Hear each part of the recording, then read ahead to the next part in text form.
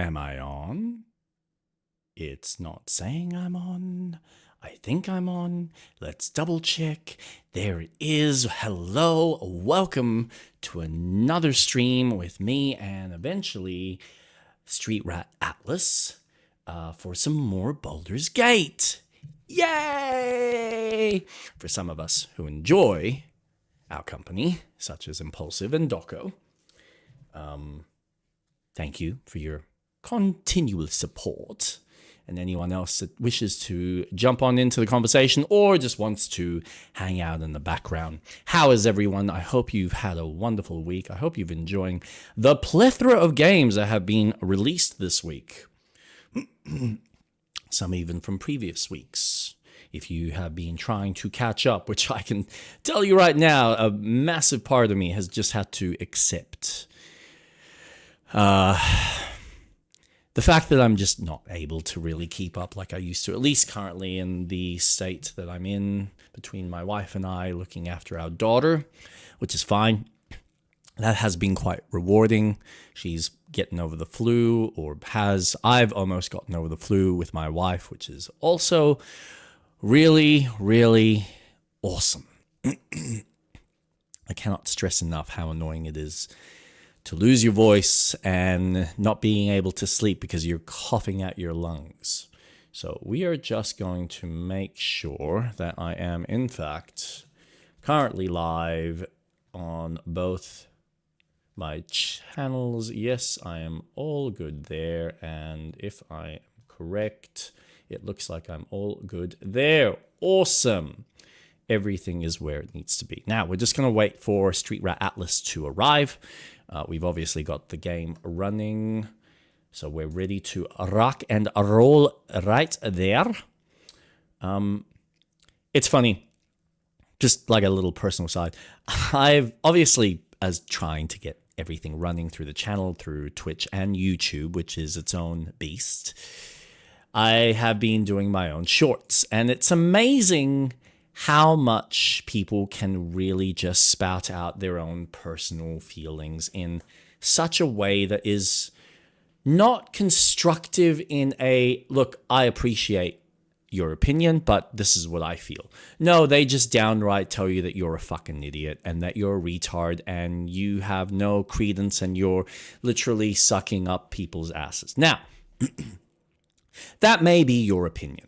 It may be very well your attitude in how you want to communicate or forcefully shove down other people's throats your belief systems, which is fine. If that's how you want to communicate, that's fine. You're not going to make a lot of friends that way, and you're certainly going to be seen as an elitist, which again, if you want to run your own personal club and only have people that play the things you play, that's fine. Live in your own bubble.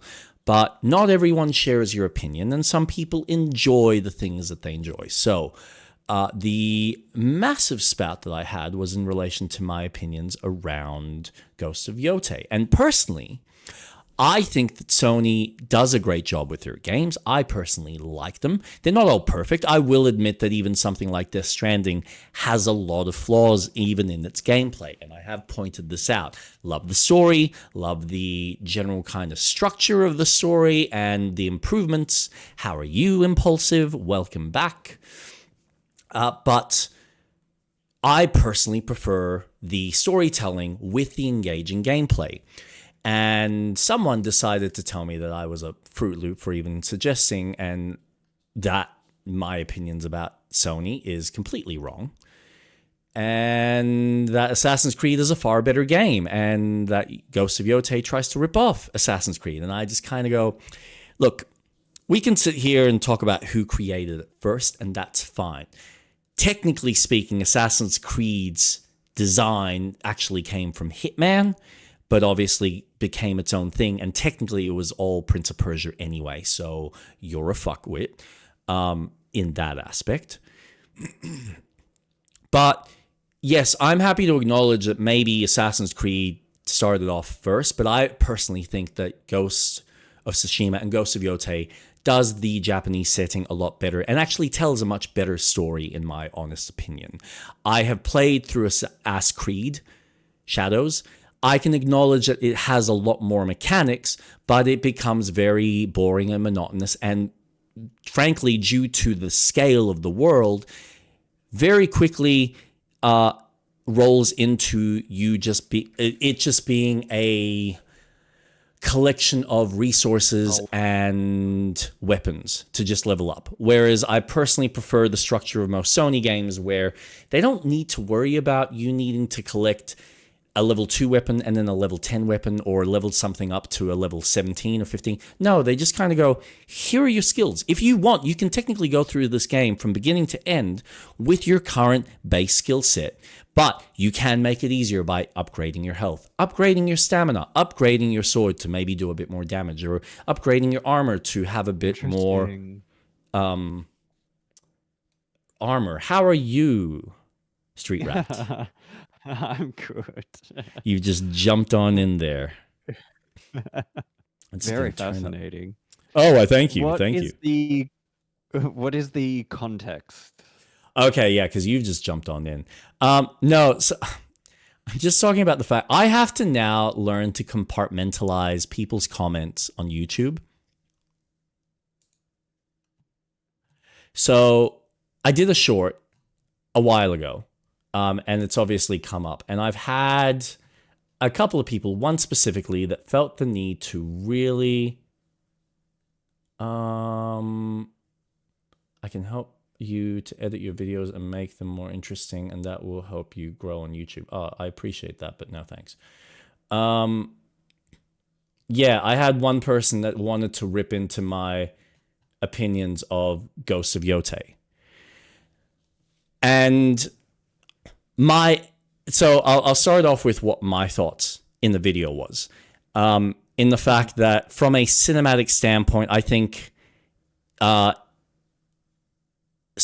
Productions overall does a better job of presenting story and gameplay in a really fun and fashionable kind of way that I think Xbox wishes it could achieve that level of production, and it never will.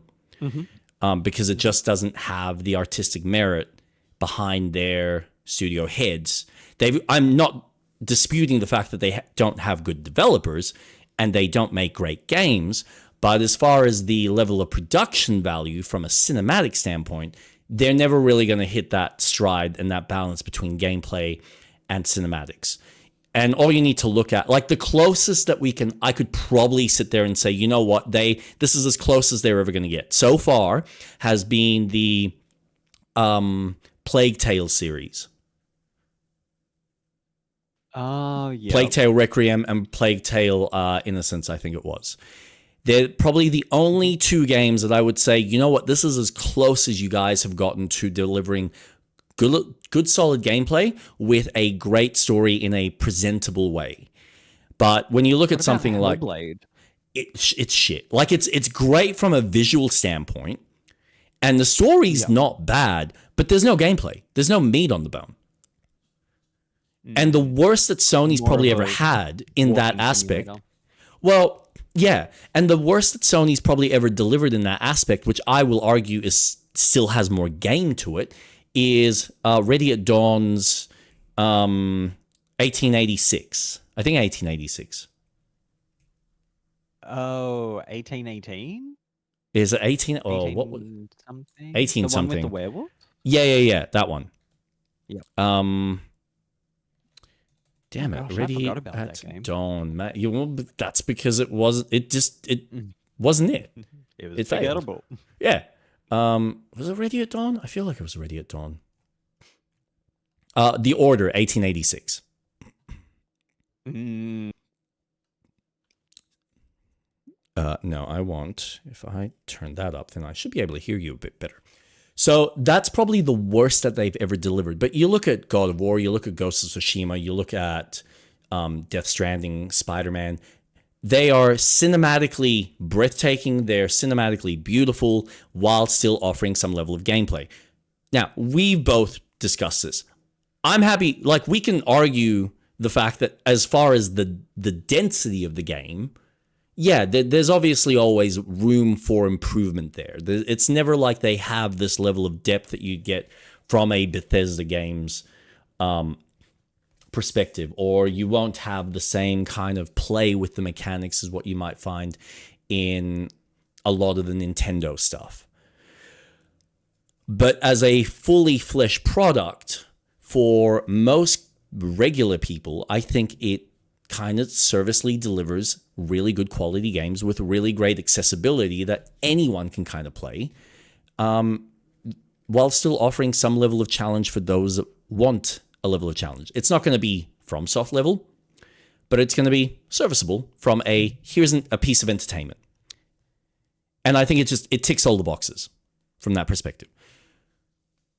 So that was my basic opinion. Without all of that context, it was just essentially, I think that Sony delivers on a great kind of production value and gameplay that Xbox wishes it could achieve. Mm-hmm. And of course, I get someone that's like, dude, are you kidding me? The Assassin's Creed Shadows ripoff? Really? PS5 has no games that are just remastered games from old consoles. Okay. If we want to talk about PS5, sure, I'm happy to agree that right now they've kind of dropped the ball. But to sit there and say that Sony overall, and that's not what I'm talking about. I'm talking about Sony. I didn't say just PS5. I said Sony. So first off, he's not listening. Isn't that funny? But no, he's gone straight into PS5s and remasters, which that's fine. That's his limited, fucking narrow-minded view. And if you are smart, you get PlayStation Plus, keep it for 3 months, and you can play every exclusive and any other game, and you're done. There is nothing else to play. You guys hyping up bad games on PlayStation is the problem with gaming. And yes, The Last of Us was an amazing game, but is it worth remaking on every console? Or should they make a new game by now? I mean, which they are. It's just taking a little bit longer. Now I mean PS5's been out 5 years, nothing new, just remasters. That's fine. That's your opinion. I think that's a load of bullshit because we've had the newest Ratchet & Clank. We've had Death Stranding 2. We've just had Ghosts of Yotei. We've had Spider-Man 2.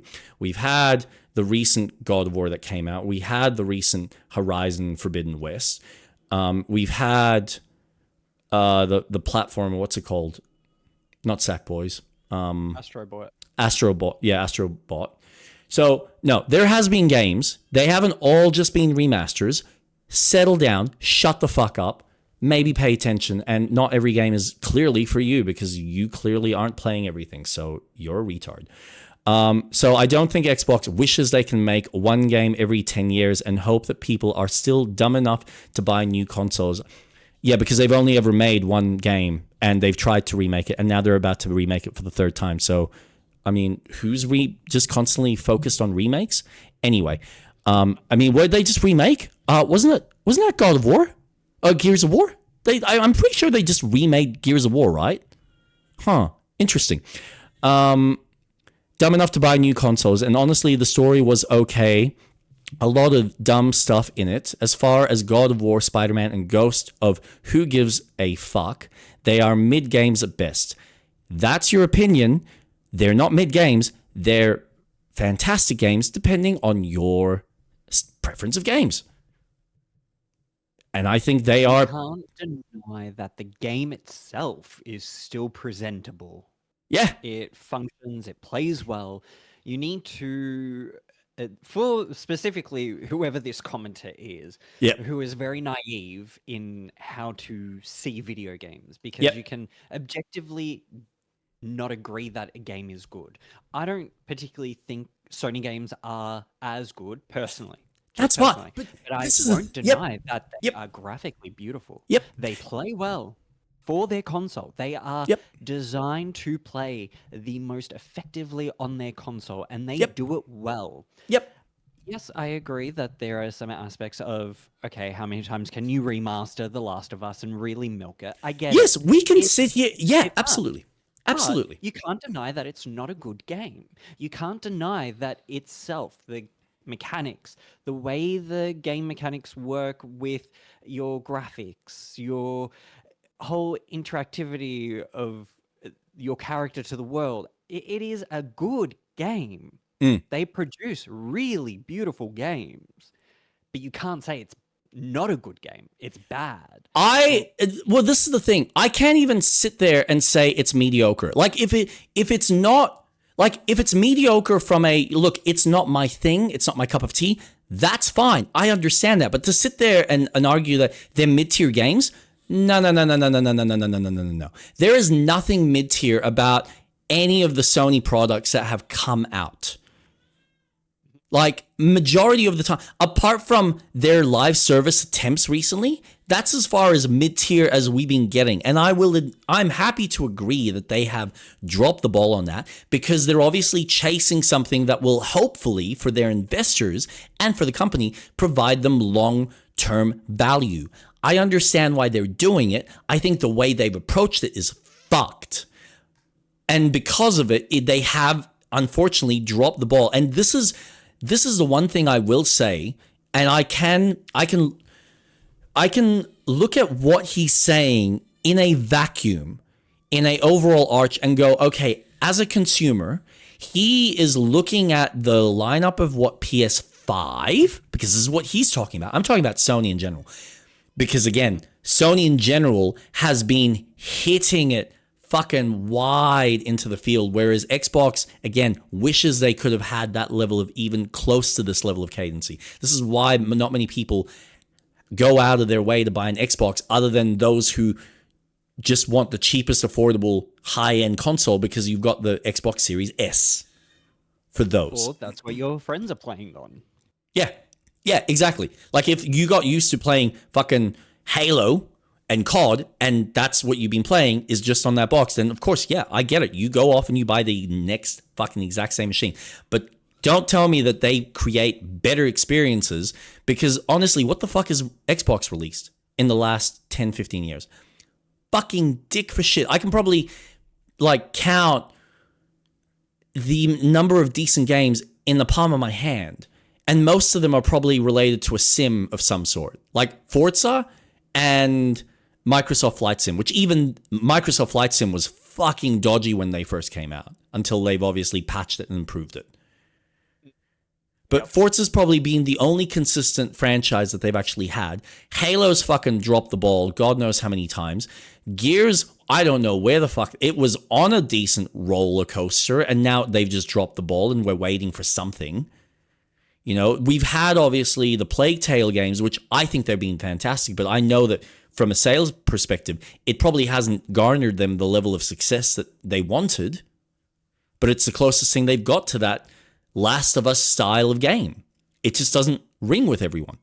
Okay, so what else have you got? We're still waiting for Fable. Your Perfect Dark's nowhere to be seen. Well, that got canceled. Yeah, do you remember like the Dragon game that they canceled? Yep. So they've got all of these products. Now we're apparently like maybe running on some decent steam, because we've had, and again, these are companies that they've bought, not necessarily fostered from their own fucking fires. But yeah, okay, we had the recent Doom. It was middling. But sure, there's probably some people that like that. We've got Outer Worlds, and even that company kind of struggled with their last game where they what was that? Yeah, Avium or Avalon, where whatever that's called, the fantasy game that's essentially like their other Fable made by Obsidian Entertainment. Avowed, thank you. That fucking fell apart. Like, and that because that was supposed to be an MMO. Shocker. And then they had to like tweak it and like turn it into some sort of single player game. So none of their products have really had the full level of success. They've had Indiana Jones. I loved Indiana Jones, but we can tell it probably didn't do as lucrative as what they were hoping for. Probably did perfectly serviceable for what, you know, they needed. But it's not like they released gangbusters. Like, sure, you know what? I'm happy to say that as far as production value, I will happily say that Indiana Jones is as close as, like, recently we've gotten to that kind of production. Yes. Awesome. Well done. Thank you, Xbox, for, like, bare minimum, you know? At least Nintendo has been consistent with their kind of run of games.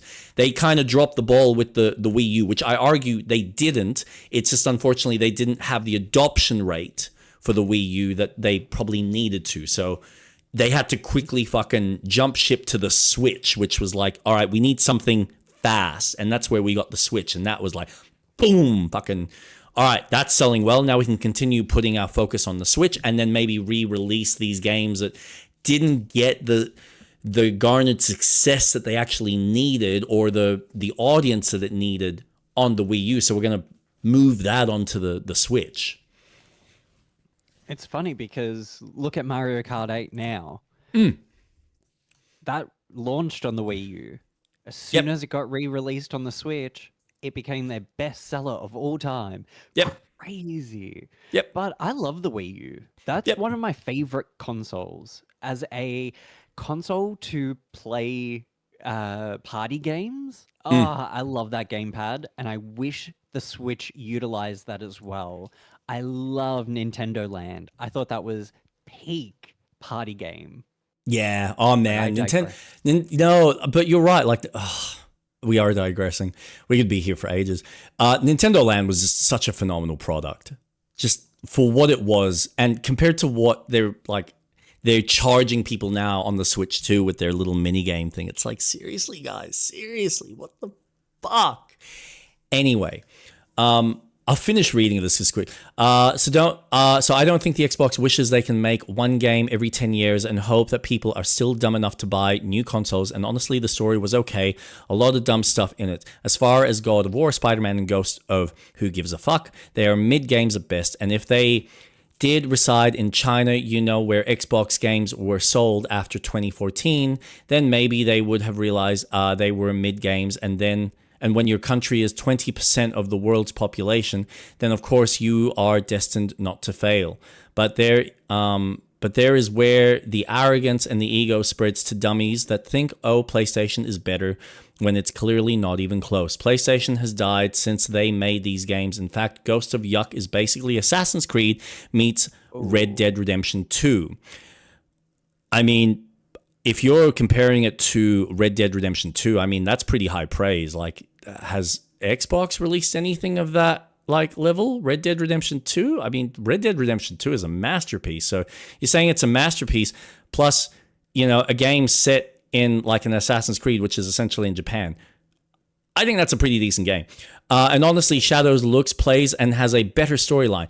I think you're a retard, but that's fine. If you're, simple-minded and you enjoy playing a 100-hour game of doing the exact same fucking gameplay and just leveling up your gear by another level just so you can fight that guy in that tower again for the 29,000th time, you have fun with that.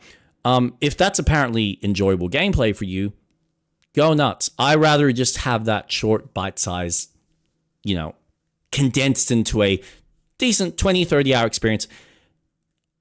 I'll get to this point in a sec. Where Ghosts of Poopy is basically a copy of Shadows, and the graphics are mid at best. Again, that's subjective, but you keep wowing over a John Woo cutscene while the rest of John Woo cutscene. Okay, sure. Not the reference, but cool. Rest of the game is okay at best, but then a person with no hand in making games calls himself a creator, wants to call out Xbox, wishes they had cinematics like this. I assure you they don't. In fact, I think they already tried that as well with other games, and it just don't work. So no matter how much you decorate a turd, it's still a turd. Oh. I will agree with that last sentence, but I disagree with the fact that Ghosts of Yotei or Ghosts of Tsushima is a turd. And personally, I think it does better with the gameplay than you give it credit. I'm confused though. Isn't Ghosts of Tsushima it released before Shadows? Look, yes. And that's the funny thing. Didn't Ubisoft... I'm so confused. I get that this person is very he's very Assassin's emotional. Creed defendant. Yeah, which is fine. He will defend it. Yeah, it is fine because again, everyone's objective to the games they play. But you can't compare a game that came out before it, even its sequel, because the sequel plays very similar to the first one, just more refined. Mm-hmm. But why don't you compare it to Sekiro? Why not compare it to other Japanese games that exist? Neo, man. Like, I will happily... Neo. Like, if I'm going to pick... This is the funny thing, right? If I'm going to criticize Ghost of Yotei's gameplay, I'm not going to compare it to Assassin's Creed. Because, okay, so Assassin's Creed has rooted itself, and usually has rooted itself, in more of the assassination style of the gameplay, right? So naturally it's supposed to focus more on the stealth side, which it does. And there are aspects that, yeah, we can sit here and say that Assassin's Creed actually offers a lot more breadth to the gameplay. You have, a decent selection of weapons. You've got like the building fortification type stuff. There's a lot more depth to a lot of the tools that you have, and the world building actually is like the level design is built and accommodates for the stealth. So mechanically, there is a lot more there. And that's fine. If you enjoy the mechanics, which what I've played of it is solid, that's great. The problem is, it's boring after 10 hours for me, because guess what? The story is actually a piece of shit, and there's really nothing there. It tries so hard to be very Japanese, but it fails in that. And then it tries to be cinematic, but it also fails in that too. So for me, my sensibilities, it's not entertaining. But there are some people that enjoy what it offers. They enjoy the kind of grindy nature of it. They enjoy leveling up their weapons little by little by little, exploring all the regions, doing the exact same thing.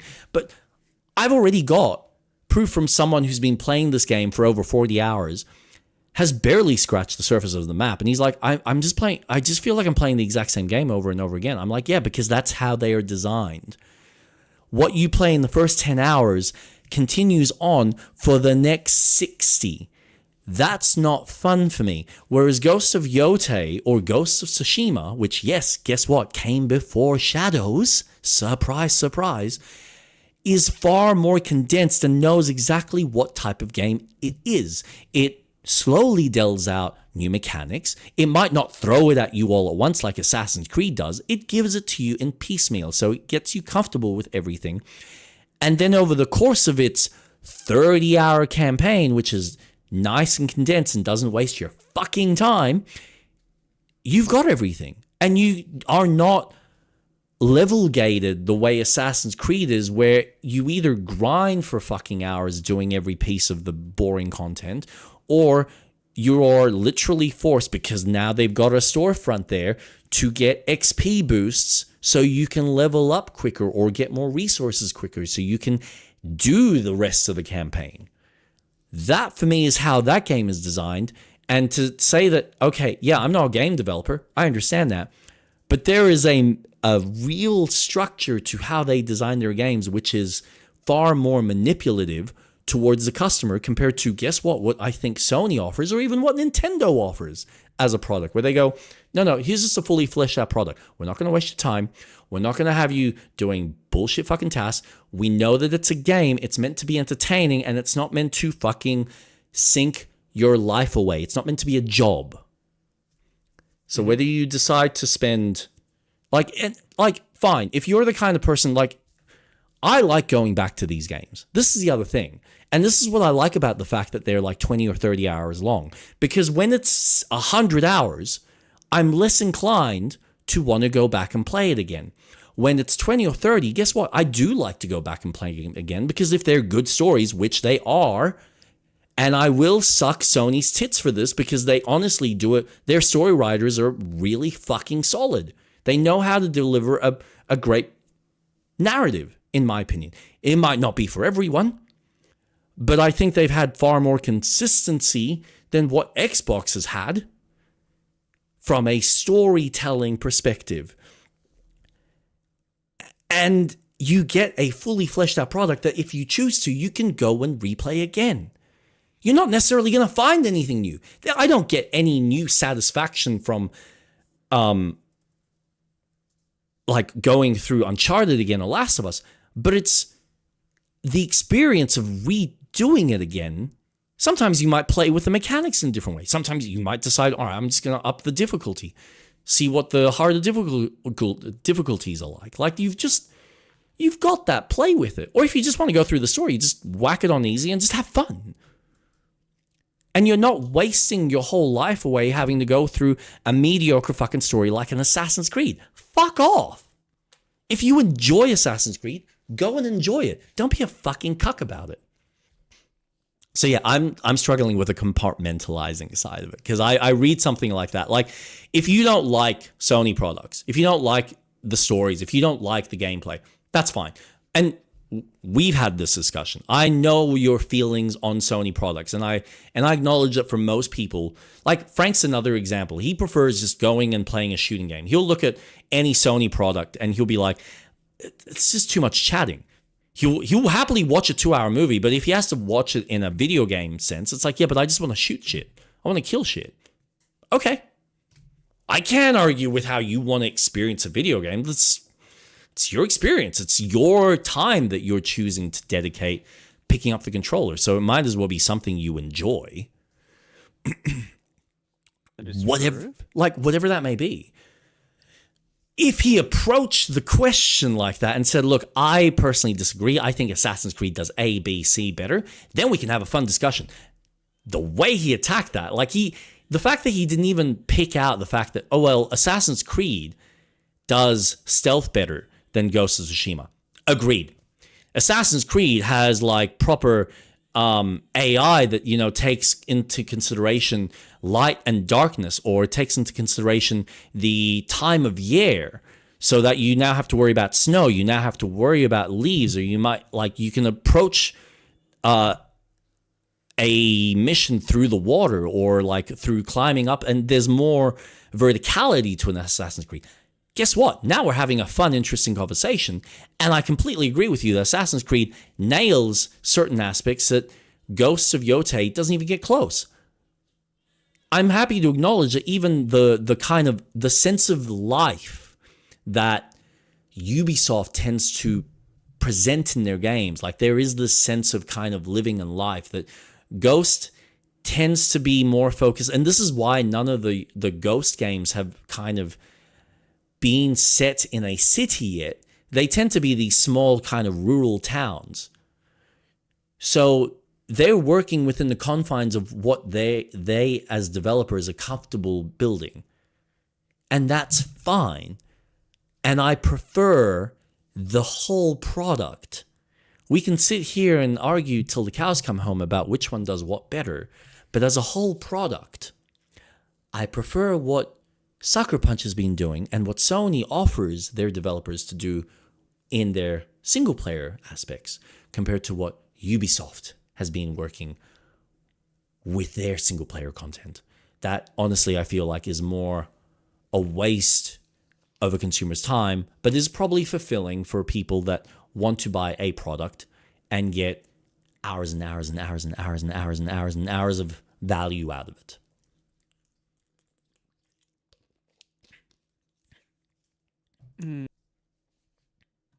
Interesting.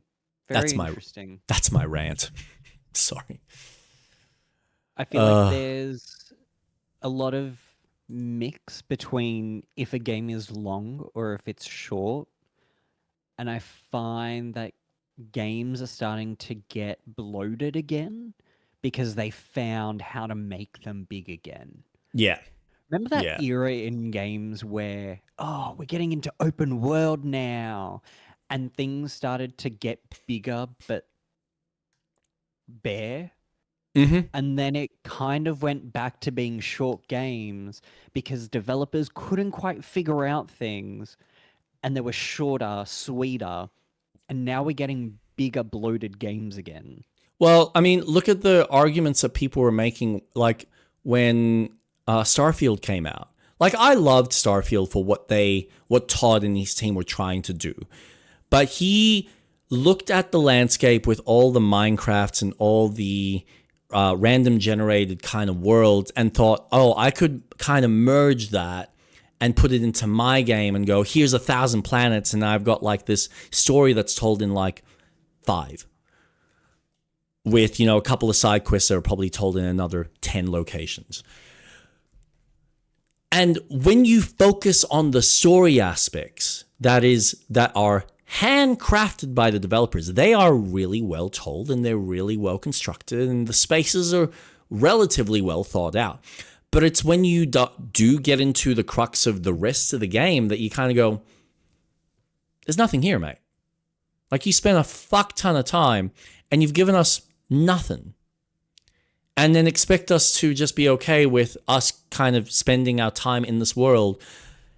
But what I find hilarious is the fact that No Man's Sky is actually doing a better job and actually providing more content on a regular basis for people to play with new tools and new experiences compared to what you've been doing. It's just mind-boggling. So, yeah, you're right. There is, I mean, open worlds in general have unfortunately kind of been left developers to this susceptible problem of bloat in general, where they feel that, oh, well, people want open worlds. Okay, well, that's not necessarily true, but that's your assumed kind of state. That's fine. And so when you make an open world, well, now we got to fill it with stuff.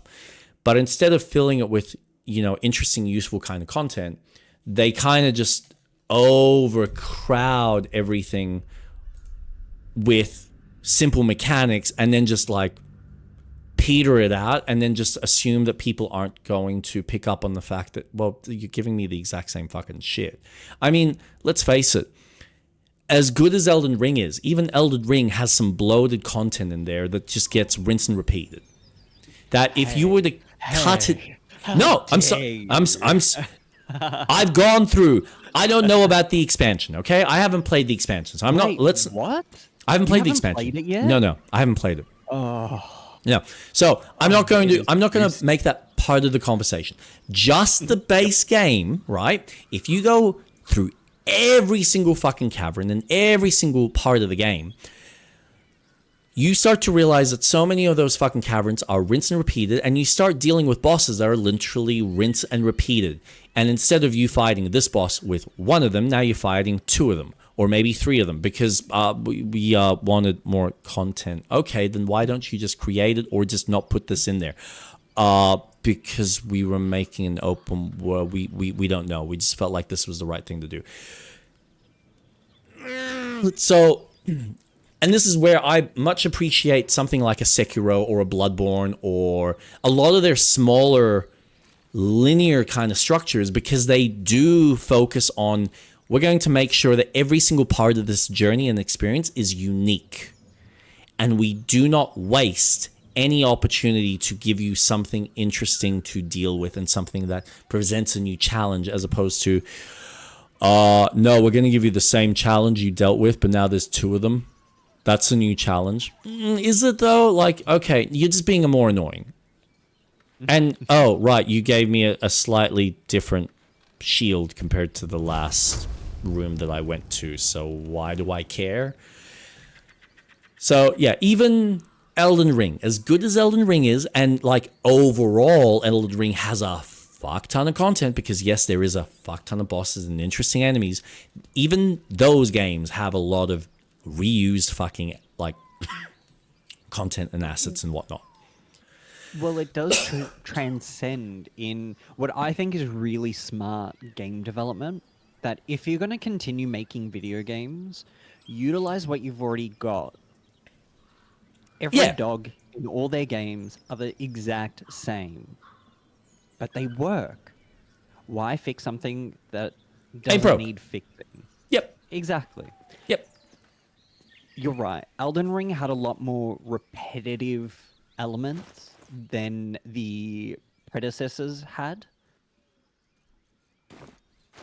But I feel that Elden Ring was a really good experiment to true open world exploration in their formula. Yes. I thought it worked really well. It complemented the adventure, because not everyone has the exact same experience. Yep. And I think they've done it well. And you're right, 100%. I think the reusing of a lot of bosses throughout the map felt a little diminishing and could have had a lot more variety in how many times are we going to need to defeat the what is it? The wyvern? No, not the wyvern, the meteor guy. How many times are we going to fight that one? How many times are we going to fight a magma worm? Yeah. We've already Yeah. done it. Yep. But I am starting to see a lot more. And not to say that every single open world game is like this. Like, for example, Baldur's Gate 3. It's great. Man, It's quite I mean, linear. that, It reminds me more of a Bloodborne or Dark Souls, where it's a path more than I can go anywhere. It's no, like the rocks, you can't go on the rocks. They're there for decorative, they're barriers, whatnot. I'm just looking at what's on the screen right now. The mini-map, it shows what tiles you can go on, but it's fairly large. I can go to a lot of places. This does a really good approach. I'm going to bring in Pokemon, not Scarlet and Violet, even though that was open world. Legends Arceus did a really good job in their take in open world, which was little hub areas where you would explore a different type of biome. Go to the coast, it's going to be a coastal biome. Go to the mountain, and it's going to be a snowy peak. See, the one, all right, so this is the thing, right? This is where I will give credit to Pokemon. Technically speaking, right? Pokemon as a game is not a very demanding game. You can go pick up your first Pokemon, go and collect maybe another 5 or 6 more varied Pokemon throughout your journey, level them up, go through the gyms, go and do the Elite Four, whatever it is, whatever like that version, and like the general story. And you're done in like 20 to 30 hours. They're not overly demanding game. You can sink more time into it if you want to, because of course there's the breadth past the main campaign where you go, okay, well, yes, I've done the main campaign, but now I can play with my mates. We can challenge each other. Or I just want to be the kind of person I want to collect everything in the world and build my perfect decks. Mm-hmm. So I argue that they at least don't, like, there's time to spend there, but they don't actually force you to waste your time unless you choose to engage with all of that. Now, if Assassin's Creed played like that, I'd be okay with it. But the problem is Assassin's Creed does waste your time. It does have an expectation that you do stay up to a certain level and you do as much of the content because that's how they have designed the game to give you this inflated sense of value. Ghost of Yotei does not. It asks you, hey, if you want, you can, like, I actually, when I was playing it the first time the other night, I almost like mainlined it and I completely ignored some of the extra new weapons I could have had, accessible from early on in the game. And I've still got areas in the first, like, map, the first part of the game, that I haven't, like, found and unlocked. But I've already progressed the story to, like, what is technically the next part of the game, the next section. Okay, I can choose to engage the game in that fashion and go through it in, like, a 10 to 15 hour campaign. It's going to be a tough ride, and there's going to be some serious fucking challenges. But I can do that. Or I can engage with all the other story aspects, which now make it a far more engaging and deeper kind of experience.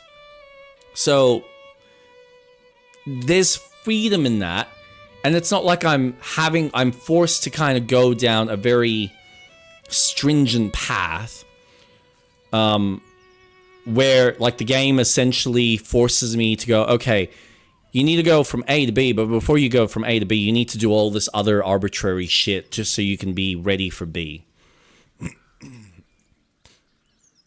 Like, that's my annoyance, is the forcing you to do everything before you're ready to progress to the next area.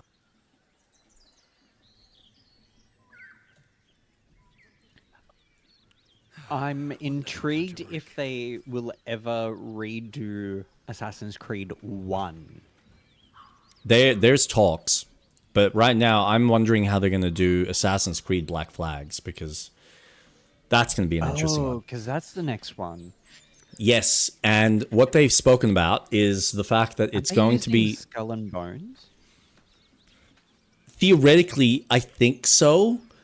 All I've heard is that they're essentially making you know how the islands were kind of a separate instance from the sea levels? Yep. They're kind of, I think what they seem to be doing is making it a whole existing map so that there's no instances of loading from one area to another. It's just seamlessly you can go into this island and explore it a la carte and then jump on your boat and then continue sailing to the next island. So they're making it like all the current Assassin's Creed, as well as also adding in the modern day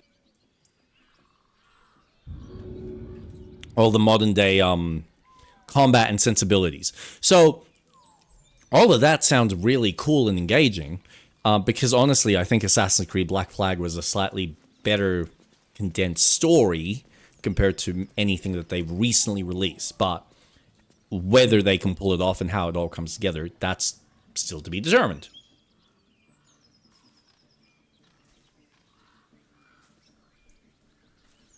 And let's face it, most people enjoyed Black Flag not for its, on land combat. Everyone played Assassin's Creed and enjoyed it because of the sailing combat. Like, let's be real here. That's what they nailed. Yeah. 100%. So it wasn't until Sea of Thieves came out that we got another pirate game. Yeah, and how did that fare? Oh, pretty shit. Yeah, okay. Because, yeah, we're going to just focus on the combat, but then we make it all microtransaction-y and add all this extra bullshit that doesn't need to be there, with none of the extra kind of, like, balance of, like, the on... Man, I get it. Game design's tough. I understand. It's hard, especially in today's climate. I was actually going to make this point, actually, before we started, with the amount of games that are just releasing just this week. And the fact that I feel bad for some of these indie developers that have released their games, and they're probably not going to get anywhere near the level of success. So, like, obviously, we've got, like, Battlefield 6. Yay, that's going to obviously attract all of the multiplayer heads out there, and everyone's going to have a jolly old time. Everyone's obviously taking the piss out of the story, which is disappointing. I thought they would have done better with that, but nope, they're clearly the EA team behind it has kind of dropped the ball on that. So whatever, it's mediocre. But as long as the multiplayer side and it garners the sales is all hunky-dory, wonderful, fantastic, great game. Need something to compete with Call of Duty. Next, Little Nightmares 3 came out this week. Roguelite beat 'em up called Absolem. The Disney-like platformer called By Sweet Carol, and Yooka-Replay came out this week. It did come out. So when I think about Yooka-Replay and the fact that they're obviously spent God knows how many years doing this remake, and they're, honestly, it was a silly idea for them to even remake it, but that's fine. That was their decision. They wanted to give it another go. I would have just made a whole new game. But when people are having to choose between a game that's essentially a reattempt, and it's competing with Little Nightmares 3, Absolem, which apparently is doing relatively well because it's like literally a beat 'em up with roguelike elements with like a cartoony style. It actually looks impressive. And then like a small little Disney kind of cartoonish looking platformer called By Sweet Carol, as well as all the other stuff that, has already come out, such as Ghost of Yotei, how the fuck does a developer compete? Especially for people's attention. It's incredible.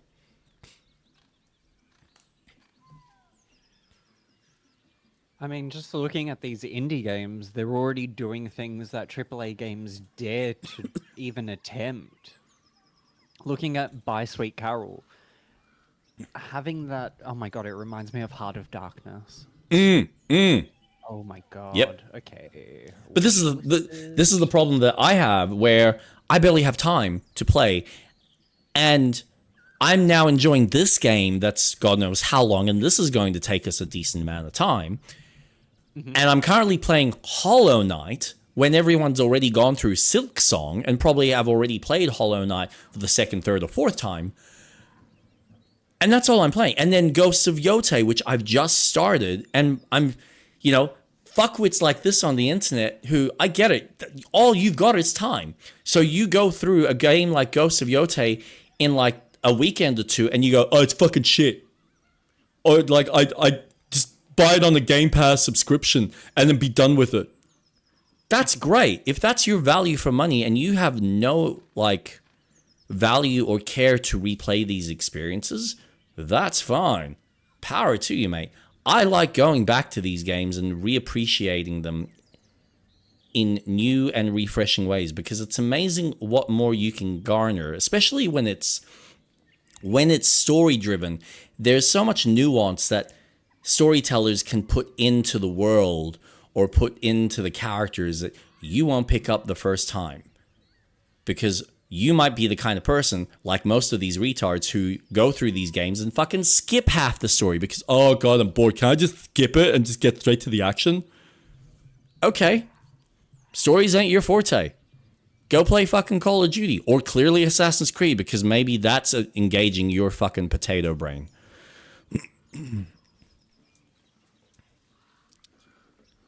Like, people, man. People are fun. Well, time to Baldur's Gate. Yeah, let's fucking do this, man. Because I saw you were playing this the other day. I'm like, all right, I've failed something. Oh. You know what? No. I have turned off eavesdropping. Awesome. That's the only thing I was doing. So I was changing the settings.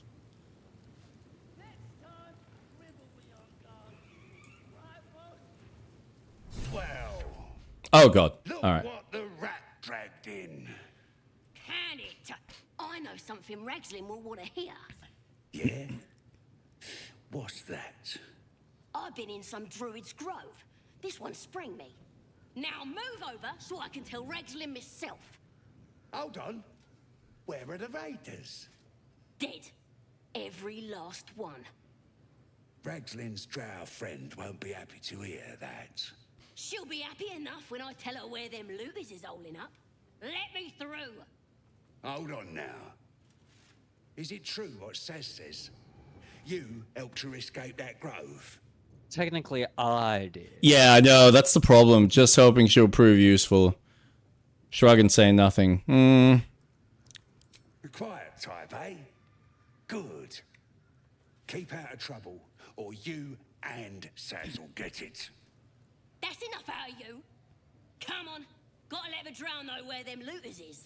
We'll be heroes. Sweet. Cool. Less I say, the better. I guess we just follow on through. Oh yeah, you saving? Good call. Yep. So do we start a fight now or wait till they least expect it? No. We are not going to start a fight while we're in. Come on, come on. You know you want to start it. Maybe it's my demonic side that's just kind of rubbing me the wrong way. And it's like, you know what? I could totally, like, punch him in the fucking face. Oh, what did you do? What the fuck's wrong with you, child? Where did you go? Also. Alright, you went that way. First off, I need to link my character. Dude! Alright, do you want to sleep? We perhaps should. I mean, I feel like we've done quite a lot.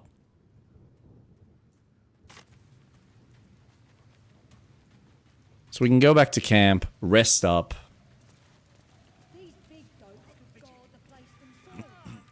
Oh, was there a trap there? There was an explosion. Ah, good boy. Alright, so what do I need to press? Camp and... Do I just hit camp and resting menu? Go to camp. Yep. My condition likes being ignored as little as I do. I must consume another artifact. Again? And soon. Can't you fuck off with that? Oh, I don't... Perhaps I'm not conveying the urgency. I understand the urgency, I just don't have the item on me right now. World-shatteringly important you give me a suitable artifact. Please. Hold on, what if I... Because I might have something. Oh, no, actually, can I look in my...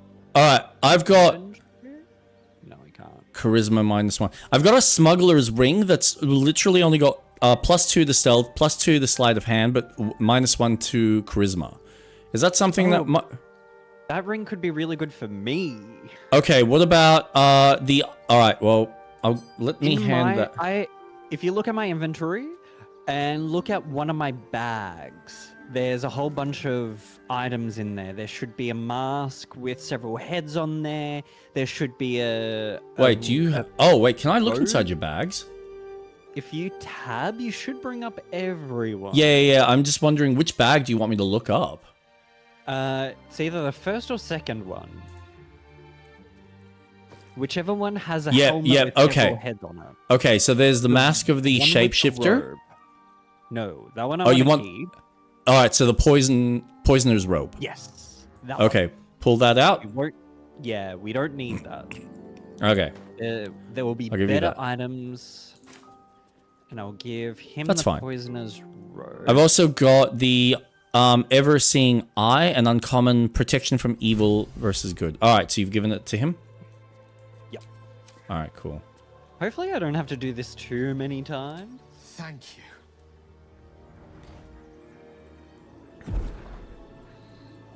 I feel like he's gonna hit some sort of limit. Good gods. Surely, right? Surely. It hardly has any effect. Oh, Mistra, have mercy on us all. Listen, I need to speak to you, to all of you. It would be unconscionable of me to remain silent. Here we go. Oh. Go on, you're among friends. I might just be about to remedy that. You have to know who I was. You have to know who Peer I pressure, really peer am. pressure, peer pressure. What I am is a walking shadow of the promise I once held. I'm what one might call a wizard prodigy. From an early age could not only control the weave, but compose it. Much like a musician or a poet. Such Cool. was my skill that it earned me the attention of the mother of magic herself. The Lady of Mysteries. The goddess Mistra. So why do you miss your every fucking spell? She became my teacher. In time, she became my muse. There's something about him. And later, even my lover. You made love to a goddess? Bold. Few would dare to reduce a goddess to their muse. Yeah. Yeah, you're telling me you made love to a goddess? You, Gale? You? You, of all people. Please. Oh, yes. We enjoyed each other's company. Body, mind, and I mean, I get it. I'd probably go there too. But, even you so, know. I desired more. You see, no matter how Sleep with the powerful a god? wizard we mortals can become, we never scratch more than the surface of the weave. No, I'd give him a go if I Mistra was, you know, keeps us in check. Oh. a single lass. There are boundaries she doesn't let us cross. Yet, every time... I Come on, was he's with got her, that scruffy looking I stood nerf on herder the kind of look precipice, about him. Gazing into the wonders that lay beyond. I sought to cross her boundaries. Oh. I applaud your ambition. How exactly did you try to cross those boundaries? You thought you knew better than Mistra? Oh my gosh. You're more of a fool than I thought. How do you sound? I want to know how you cross these boundaries, Gale. What do I need to do to cross these boundaries? You know what I'm talking about? Tried to convince her. I pouted. I pleaded. Swore my ambition was only to serve her better. She only smiled and told me to be contented. Inconceivable as it seems to me now, I shared a bed with a goddess, and yet I wasn't satisfied. So I sought to prove myself worthy to her instead. We come now to the crux of my folly. Shall I share the story behind it, or would you rather head straight to its sordid finale? Oh no, tell me Tell me all. Yeah, let's go. Very I'm well. listening. Here goes. Once upon a very long time ago, a mighty lord lived in a tower. A flying tower, to be precise. I'll save his Yensid. history for another time, but the gist of it is that he sought to usurp the goddess of magic so that he could become a god himself. And he almost managed, but not quite. And his entire empire, Netheril, came crashing down around him as he turned to stone. The magic that was unleashed that day was phenomenal. Roiling like the prime chaos that outdates creation. Even the weave itself could not withstand the onslaught. It fractured, then shattered, and all magic was lost to the mortal realms, until the day Mistra returned. She restored the weave, reuniting all its scattered shards. Or so I thought. Until, in the course of my studies, I learned of a book. Netherese tome in which a piece of the fractured weave had been sealed beyond her reach. What if, I thought, what if, after all this time, I could return this lost part of herself to the goddess? Oh. What was the answer to that question? I guess you ruled out flowers and chocolates altogether then. So your grand plan was akin to emptying a cup of water in the sea. Brilliant. Oh, I want to prod. The answer was to Oh, fuck it. Oh, dude. Do what is Yeah. natural to you. No, it is. It is. Okay, I wanna okay. prod more. Romance would convince Mistra to take me by the hand and What did he welcome do? me into her hitherto forbidden domains. I was mistaken. I obtained the fabled book and took it into my study. As for what happened next, here, place your hand over my heart. Let me show you. Gale, we're moving so fast. You feel the tadpole quiver as you realize Gale is letting you into the dark. You see through Gale's eyes, staring down the corridors of a dread memory. A book bound and suddenly opened. Inside there are no pages, only a swirling mass of blackest weave that pounces. Its teeth, its claws, it's unstoppable as it digs through and becomes part of you. And gods, is it ever hungry? Ooh. Oh. Oh.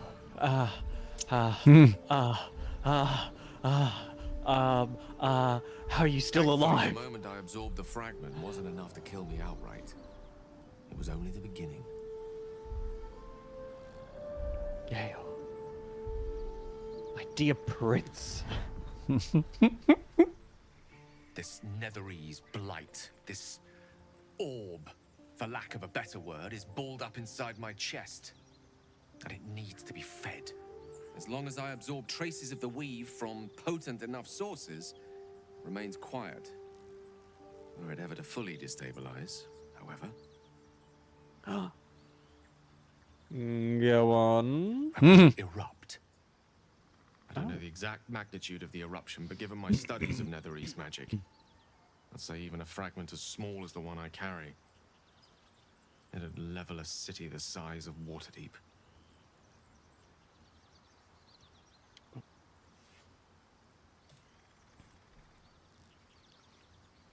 Is there nothing we can do? Might chance upon a king's collection of magical artifacts around the corner. We might cross paths with a miracle round the bend. Then again, we might not. All of this, It must feel like a betrayal. Say the word, and we'll part ways. Get rid of him. He's a bomb. He's a bomb. Get rid of him. Get rid of him. Nah. I love him. No. That is a great relief. I like a great Gale. relief indeed. You truly are a soul that steals my own. From all my new rallied heart, I thank you. I thank you all. I understand if you stand against me. I'm humbled if you stand with me. Either way, I will do my best not to let you down. Then I stop stand at a missing all your But attacks. if you do not give up hope, neither shall I. I'll fight. I'll resist as long as I can. Now, even I am tired of the sound of my own voice. Let us venture forth. Oh, Gale. What's on your mind?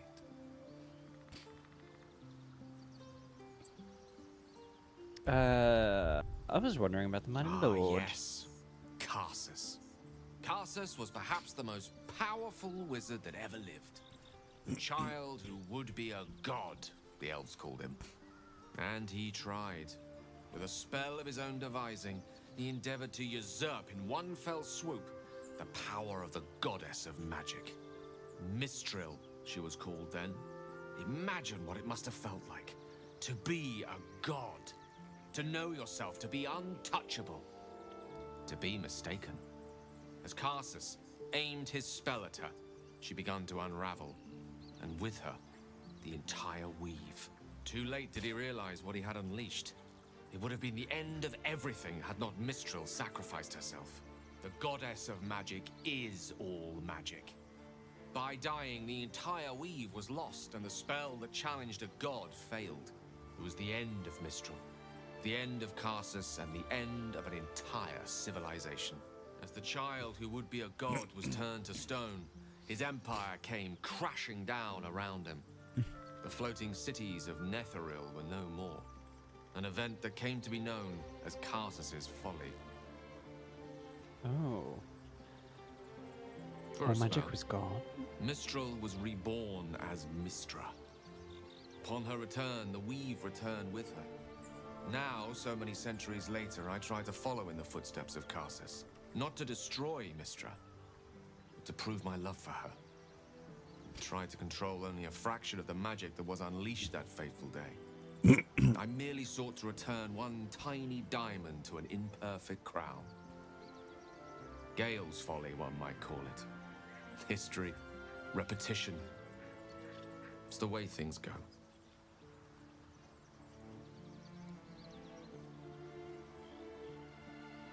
Oh, nothing would give me greater pleasure. Which of our esteemed company am I stepping in for? Man.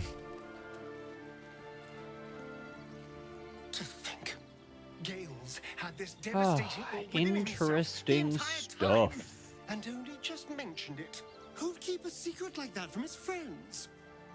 You can't trust anyone these days. You're having a little chat, are you? Yeah. Nothing that's really kind of hit at the moment. Oh, wow. You're just so fucking direct. You look so unusual. No, I don't want to say that. It's a bit mean. The goblins still infest the roads. As long as their leaders live, Zevlor's people are trapped. He brings to mind a story. The Devil with the Silver Tongue. An old fairy tale my father read to me. The kind with a hero, a villain, and a moral. A farmer made a deal with the devil, so the story goes. In exchange for the farmer's dearest fruit, the devil granted him a bottomless coin purse. The farmer's dearest fruit, naturally, was no apple nor peach, but his beloved daughter. We Shocker. can learn a lot from fairy tales, don't you think? With the right teacher, yes. What are your thoughts on the devil? Refuse him, no matter how tempting the offer. No matter how delicious the feast he lays out for you, the cost will be too great. That's my concern. Don't worry, I have no interest in a devil's deal.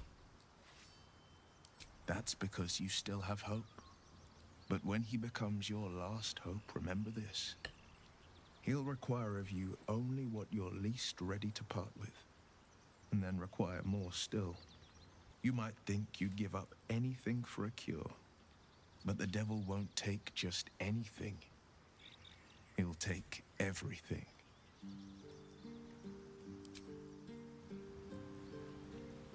While I really appreciate you and our party.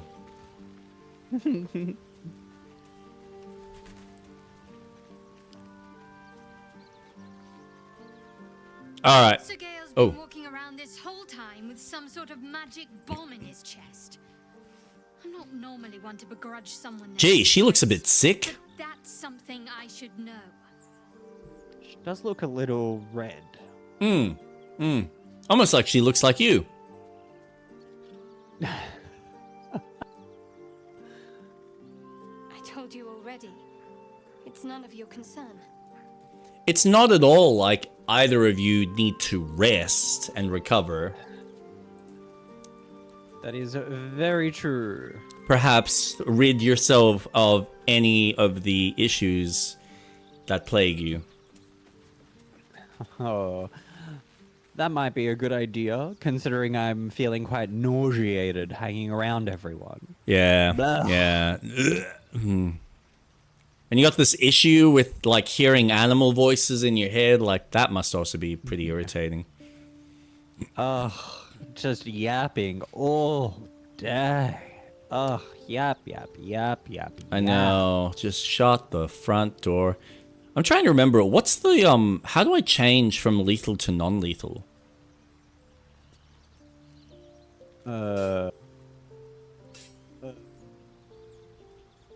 There is, in your toolbar at the bottom, there should be a little hammer on a head. Hammer on a head. Hammer on a head. Hammer on a head. I don't see a hammer on a head. Common. Passives. If it's not there, if you press No, it tab- wasn't there. That was the thing. Okay, enable following. Slow fall.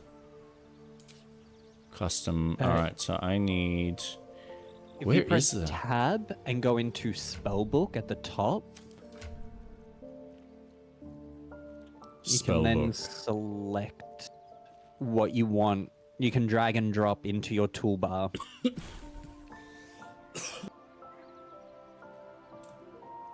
I'm with you now. Alright, so if I do that, and I can put that here. Okay. Well, that makes sense. Thank you for that. That's actually perfect. It's okay.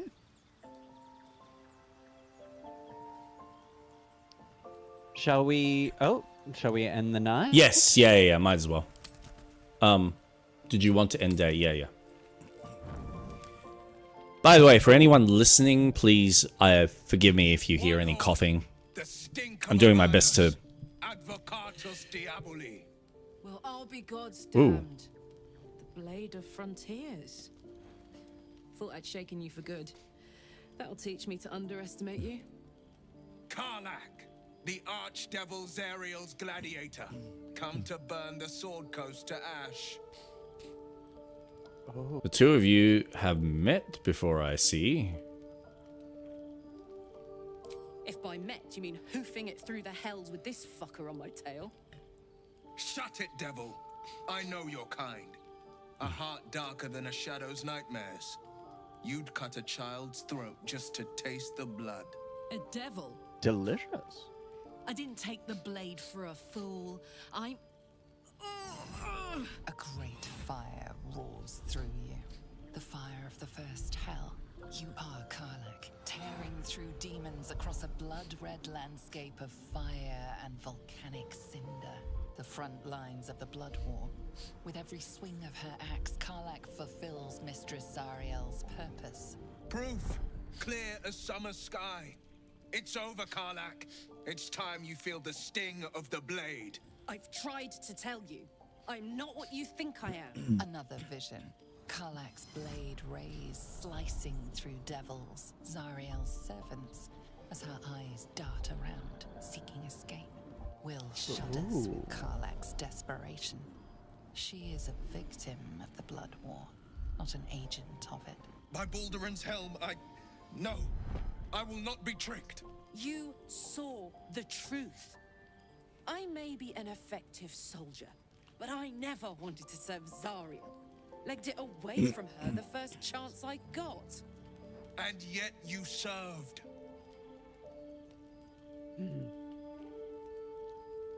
Be practical. She's infected. Same as us. We need allies, not enemies. I should never have trusted you. Oh, God. No, I don't.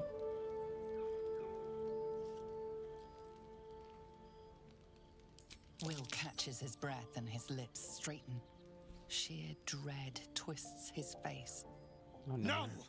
Devils cannot be trusted! You saw Karlach's thoughts. She poses no threat to the Sword Coast. You know monsters better than anyone. Can't you look in my eyes and see I'm not a devil? Oh, wow. Everyone fucking approved. What this means. You don't know what you're asking me to do. I'm asking you to live, Will. I don't want to hurt you. And to be frank, I'd rather not find out how the blade got his name.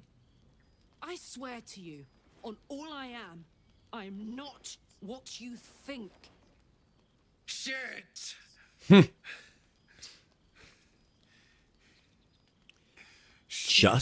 Just for that, I'm gonna pair you two fuckers together. Are you? I've been deceived. Oh, thank the gods. Thought I was gonna have to take your head. You would have died in the attempt. But there have been enough threats today. Truce then, eh? Aye. Truce. I So see easy. the good in you, Karlach. I promise not to lose sight of it. Even when the hells burn hottest.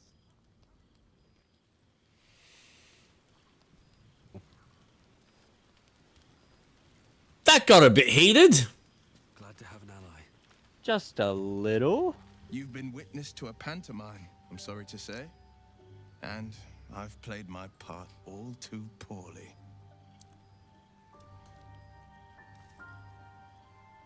Someone set you on Karlach's tail. I'd like to know who this source of yours is.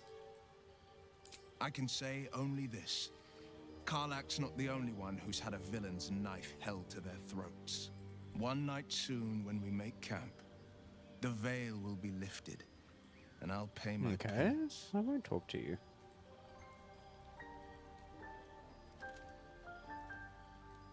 Should I be You're not worried? in any danger, I promise. I can't say the same about me. Will, if you don't tell me what the fuck's going on, how the hell am I supposed to help you out?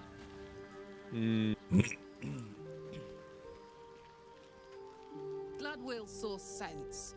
Even more glad he decided to stick around. Takes a pretty slick mover to track down old Karlach. Interesting. Interesting. I'm glad he's joined us too. Glad you two could make peace. Same. Now, instead of a liability, I've got a friend. Or I will have Sue, anyway.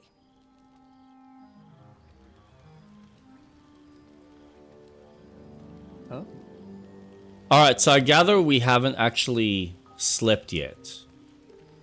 We have not. Okay, so we now need to go to bed. This is just a chance for us to have a little chit chat with everyone.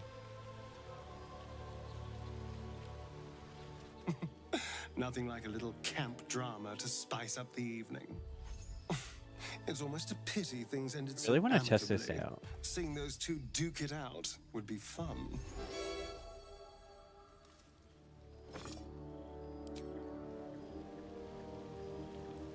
Alright. Magic mirror, you cannot fast travel.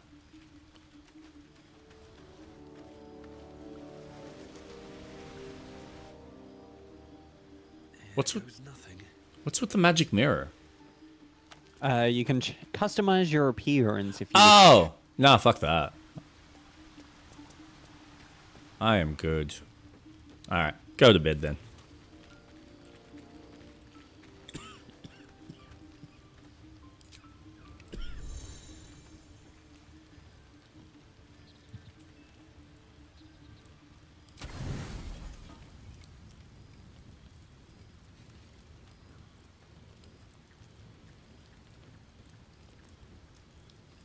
I believe you must choose the camp supplies. Oh, well, I've done auto select. Restore all hit points and spell slots. Full rest. Ooh.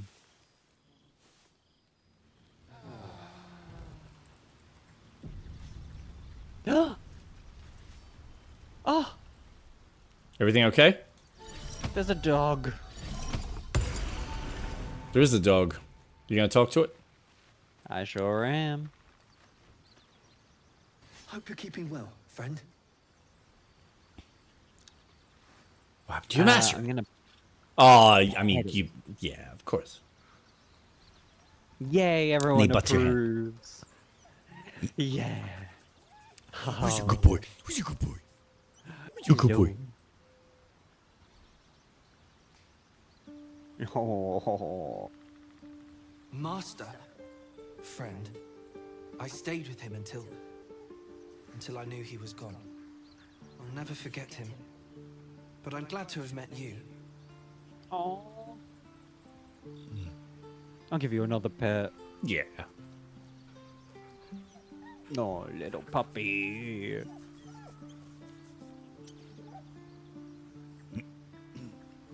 No. Okay. Well, I guess we leave camp then. Yep. Now we're all fully refreshed. Do we want to save now? Just before we start, getting into more trouble? No trouble. All the trouble. Come on, let's get... Alright, we're like fully energized. We got all our spells. Let's fuck this goblin camp up. No. Come on, come on. I think it's a jolly good idea. Here, let's piss these guys off. Let's see what happens. And the Oh, no. clean off. So much for the flaming fist, eh? You saw a flaming fist? Where? You ain't here. We sacked Joaquin's Rest and left it to burn. Drow flinging magic, no snapping off heads. Inn's nothing but a pile of ash by now. Glorious. Were there any survivors? Bunch of prisoners got towed to Moonrise. City snobs mostly. But the flaming fist? Pile of smoking corpses. Do you happen to know the way to Moonrise? You ain't know the broken road? Nah. I'll tell you real slow like, so you don't miss it. North. Awesome. Thank you. Tribe? Tribes. Oh. Okay. Looking at a future true soul, you are. Boss Ragslin says I'm next in line. That's so much effort put in for, like, basic NPCs.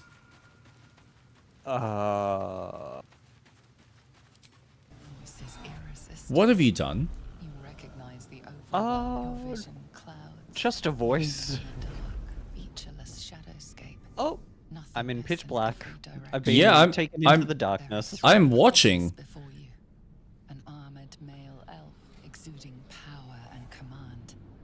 A handsome younger man with a quick, easy smile. And a pale young woman with even paler eyes. These are my chosen.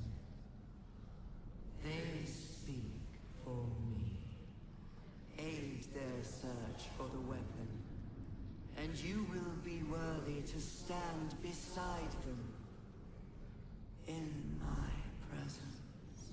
Ooh. The Okay. visions fade and the voice falters as a strange energy swells around you. The many-sided artifact. Somehow you understand it's repelling the presence. Oh. My power grows. My forces gather. The reckoning draws near. Is that what's her name's artifact? Yeah. Incredible. She's not even here though. Unless That's this is interesting. our one. Oh. That's how Shadowheart got hers. This is who she must be talking to. Those visions. Whatever power the artifact possesses, it shows no sign of it now.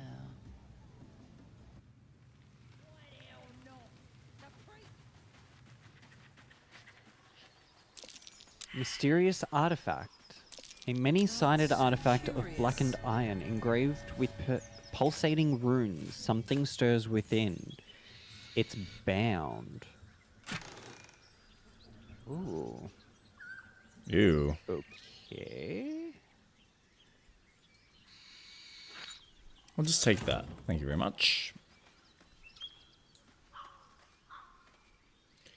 Make sure to tie up any loose ends before advancing. Warning, this area you're about to enter will be bitterly difficult for a party of your level. No. Okay. So that's continuing to the next part of the game. So let's not do this now. Well, at least not that part of it. No. Okay, so do not cross the bridge. Oh, wait. No. Wait, what do you mean don't cross the bridge? No. The bridge is fine. There's a passage just to the left of the map. That's what activated that message. Yeah. So what we're doing now, like this area is our level. Oh, I see. Volo? So yeah, I kind of found the like edges. Fragulous crown and with scepter abraid, draw Ragslin, short work of the innkeeper made. The inn burnt to ash.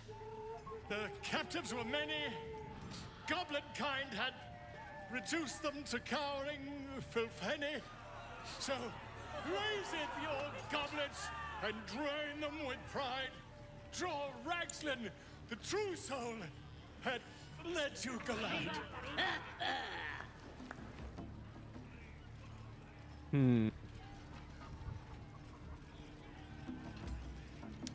Yes. Are you gonna let him continue? No, I'm gonna continue rhyming.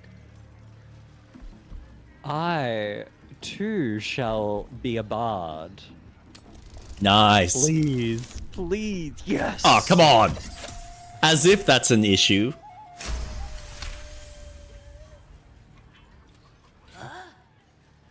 That was good. Carry it on, Pitting. And if you saw him kill manlings, you'd have to yell, Fa!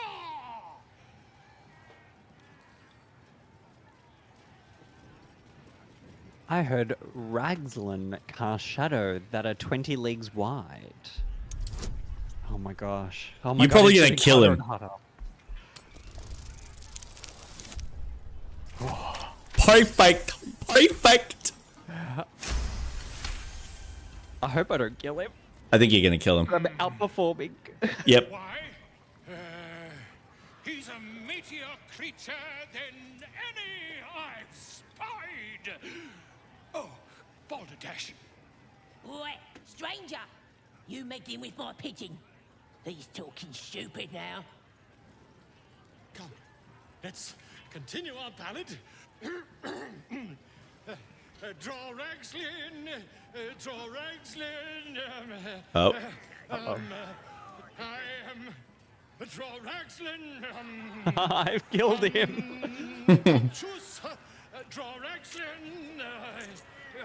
You just couldn't keep your mouth shut.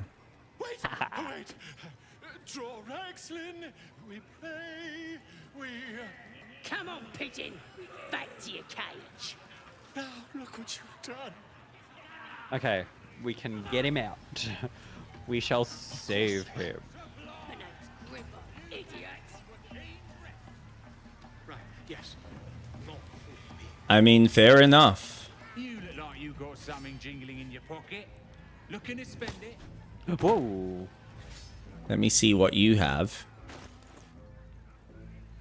Oh. Yes.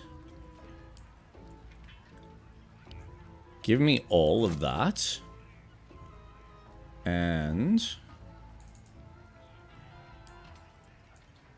all of that. Okay, I've gone through the big doors. Lovely.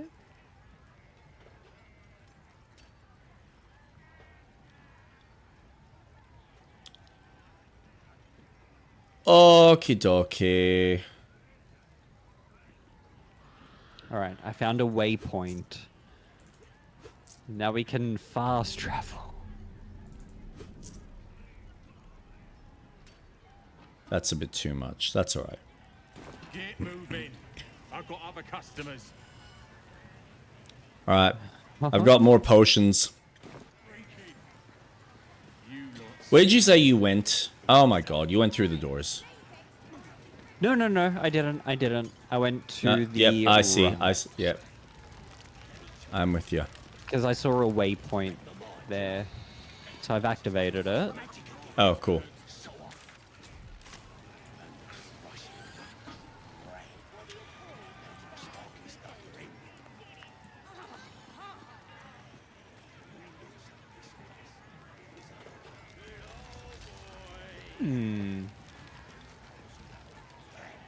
Do you want to chuck down the save? Yes, good idea. And now, let's, like, start mingling. Thrust his arm with me bare hands. Weaker than pixies, humans. Oh, you got him good. And who are you? Not the best. Let's Think you rule the world just because you got a scary face? head up. A strange What is this? on their flesh, and something within you stirs in response. Oh. Being implanted with a mind flare tadpole is a fate worse than death, isn't it? I'm your superior, you'd better show some respect. A lot of assumptions here. I don't think I'm better than anyone else. Everyone says that. And then they spit Oh, in our faces. beautiful. But no more. Things are changing. We got the absolute on our side now. You better learn your Ooh, place. glowing shield. Go Loving on. protection. Once per short Kiss my rest, if foot. you are below Oh, 50% fuck you. hit Or I'll points, you kick your take head in damage. on You gain face. 8 temporary hits. Oh god. Teach them some manners. I will take that. And I will take all of that. Send to camp. Send to camp. Send to camp. How about you kiss my feet instead? Oh, there's no way I'm getting that. Oh no. Nah. Fuck, I got close though. I needed 15. I got 12. Oh. Are you want starting your teeth fights? knocked in? You ain't got nothing on me. So kiss my foot.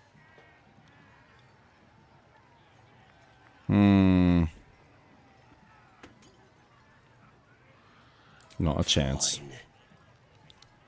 Fist to your mouth it is. Oh, great. Really? No.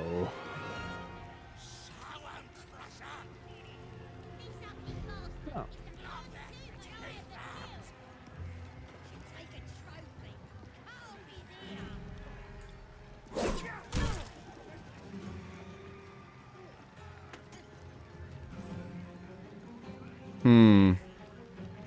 Let's do that. Let's do... Patient defense. Oh no. What are you doing? I pissed. Oh, well, a goblin didn't like the fact that I wouldn't kiss his fucking feet.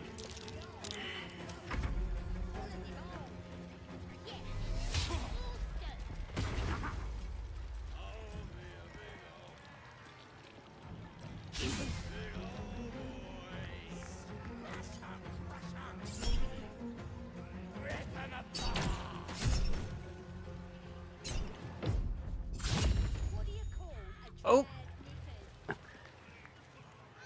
Gonna chop you down. What are you gonna try? Are you gonna try? You're gonna move.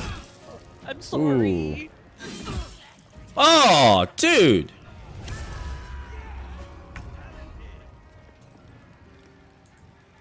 Please let me. Do not react. Oh.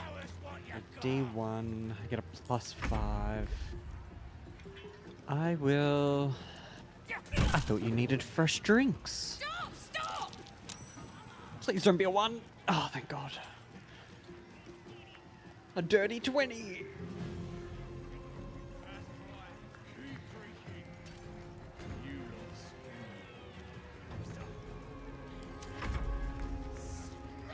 I do not have a drink for you. I'm so sorry. I have fish. Oh, I have... Oh, I do not have anything. Oh, I do. I have... Oh, dude, come on. There we go. Fuck you. You son of a bitch. I thought I had wine. I've got water. Now you should kiss my feet. Yes, yes. Oh, I do not have any. Oh, I have nothing. I've done it. Leave him groveling on the ground. Arrogant pig.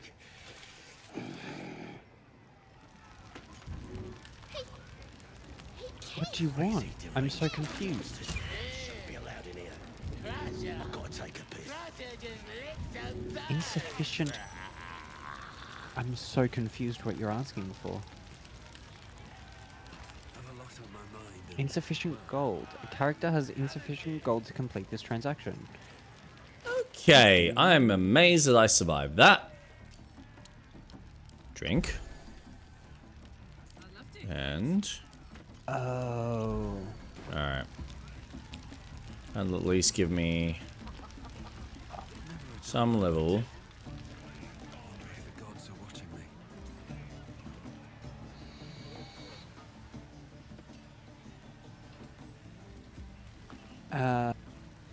I will give you... I ain't paid to talk. Keep walking.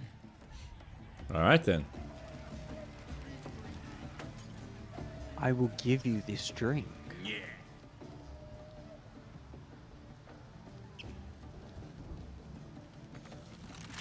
Enjoy. Wine I brought you. Oh, some part of me really wants to push this guy off the cliff. Oh, thank the Lord that he's sleeping again. Do not piss them off. Can you save? Ah, oh, never mind. Ah, he's walking away. Damn it.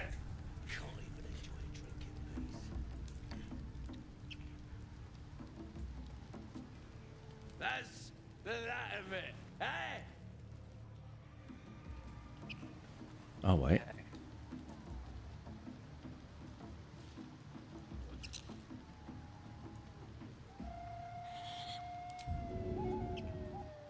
You sought a fight, and now you Okay. have one.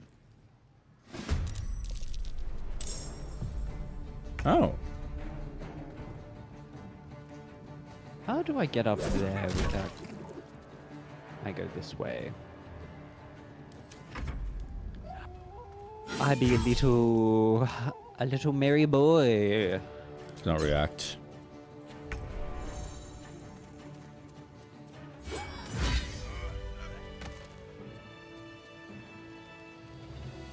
Up, up, up, up, up, up. Hmm. Never mind.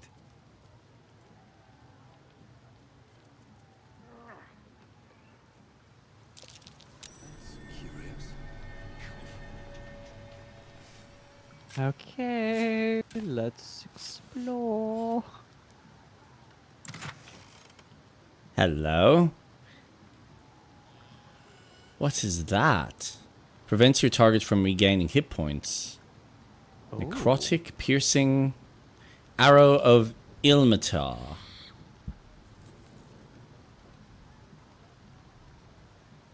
Holy water, thieves' tools, and some gold. Don't mind if I do. Also, I might have unnecessarily killed a goblin. Oh but no. We'll see if that bites us in the ass.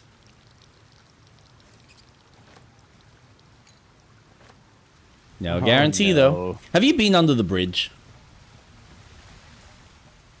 Under the bridge? Yeah. No. I'm currently exploring just around. Just exploring. There's a cracked wall. There's sleeping goblins. Ooh.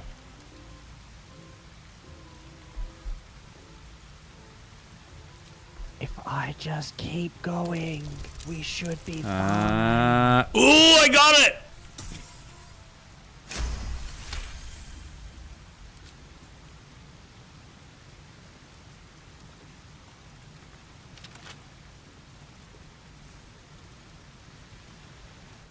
What is this?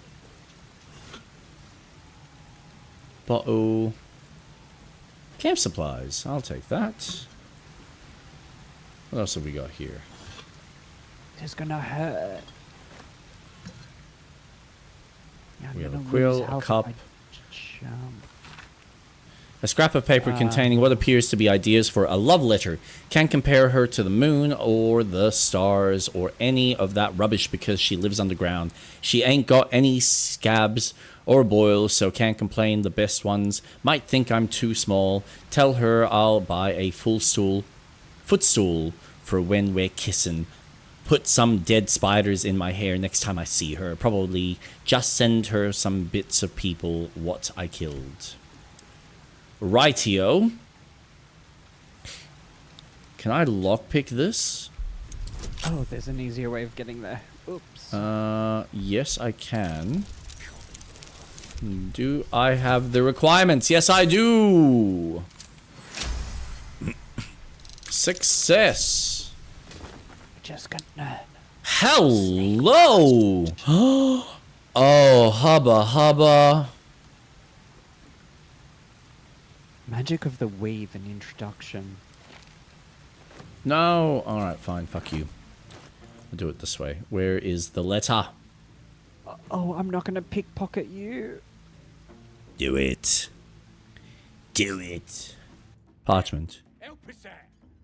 Says here that goblinoids are obstreperous and malodorous. What's that mean?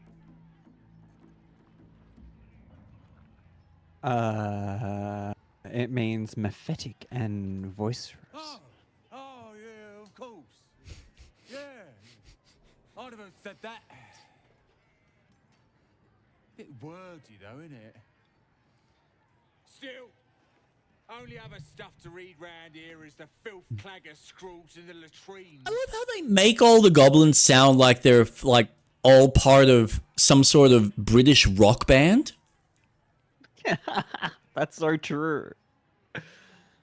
Like, I swear, I don't know if you've seen Spinal Tap, but so many of them just sound like those fucking characters. It's just Belonged to some bloke who showed up here asking questions. Bold as a bugbear he was. Said he's writing a book about the Absolute. Lads didn't like that. Said he was a spy or some such. Interesting. Think they've locked him in the House. cells already. Well, I had a good chinwag with him, though. Interesting bloke.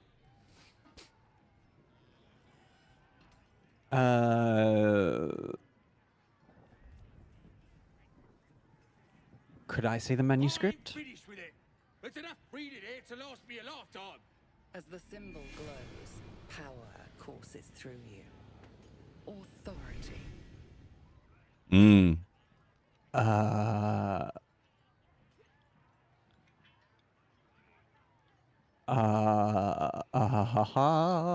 Yeah, so I'm trying to avoid using that because I think there's a limit to how many we can use in a day.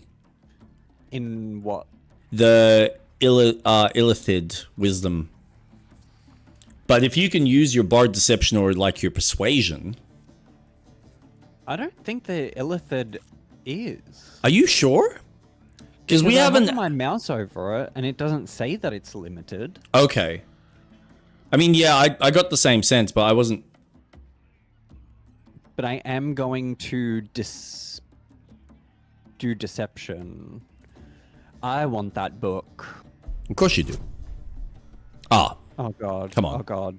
You just need 5 or 5. higher. Come on, you can do 5 it. or higher. Come on, 5 2. or higher. 5 or higher. Oh, damn it! No! Wait. Okay. I'm gonna roll again. Yeah, there we go. Ooh. Oh. Come on. There we go.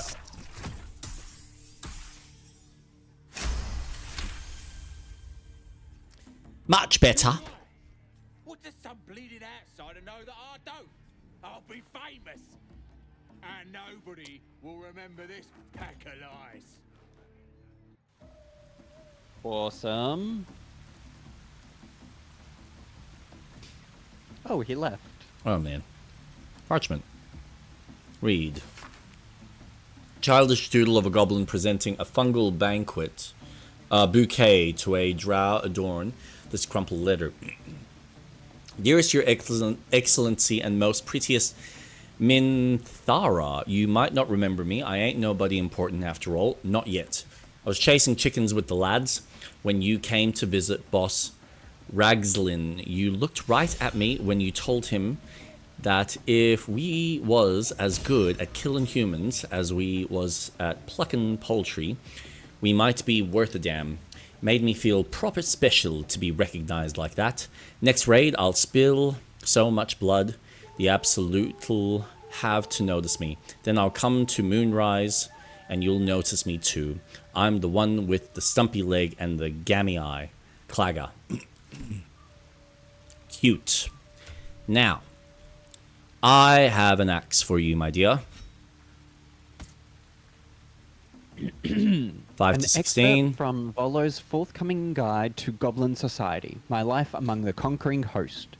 It has oft been noted that goblins are cowardly, tending to flee from robust challenges and scattering far and wide if their leaders are felled. I tell you that it is not always so. The goblins of my recent acquaintance, fine though uncouth fellows by and large, have a fiery courage, fueled by their love of the absolute, from the mighty magic-wielding Booyarg to the lowly muck-troubling pariah.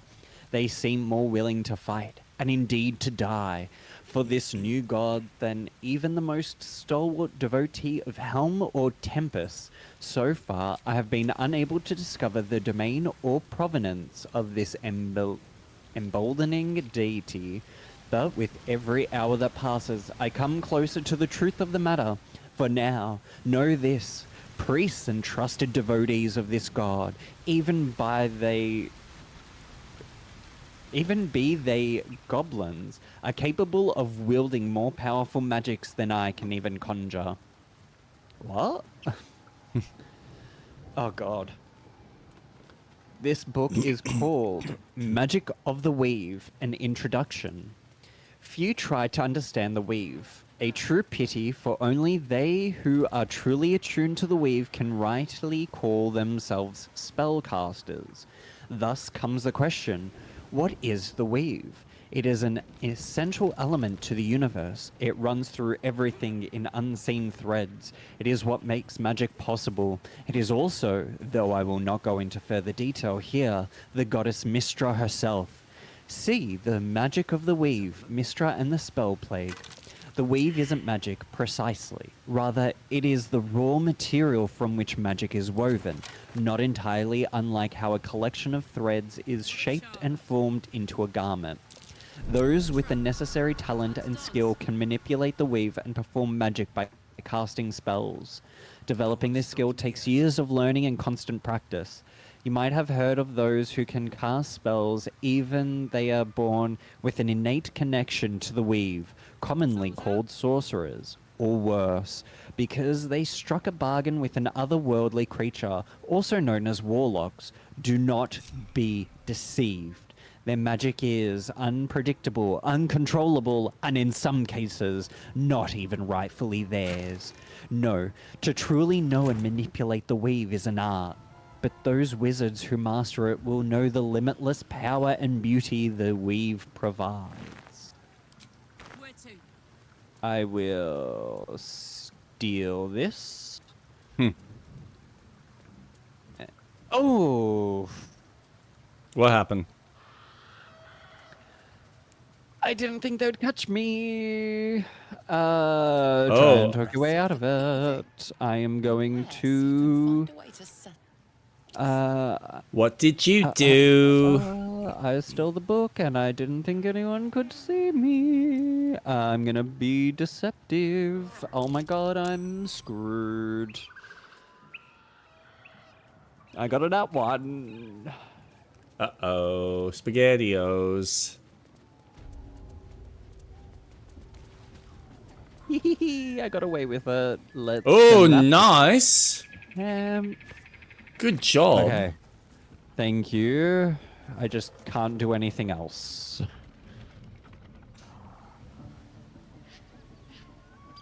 Oh, jump? someone had sight. We're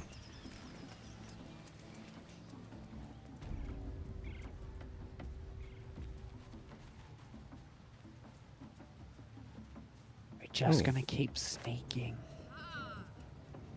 Are you not supposed to be there? No, there's just sleeping goblins, and I've already annoyed one.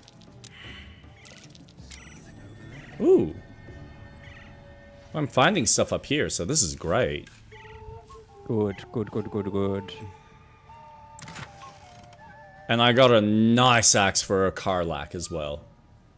Ooh, good work. Yeah. Ooh, what is that? Elixir of Bloodlust? Elixir of Fire Resistance? Elixir of Colossus? Drink to increase your size. Weapon deal an additional 1 to 4 damage. You gain an advantage on strength checks and saving throws. Replace effects from others until long rest. Elixir of Arcane Cultivation. Thank you very much. All right. I'm going to go to the bathroom quickly. Do you want to just chuck down a save? Good idea. Since we're doing A-OK, and I will be right back. This will give me a good chance to make a coffee.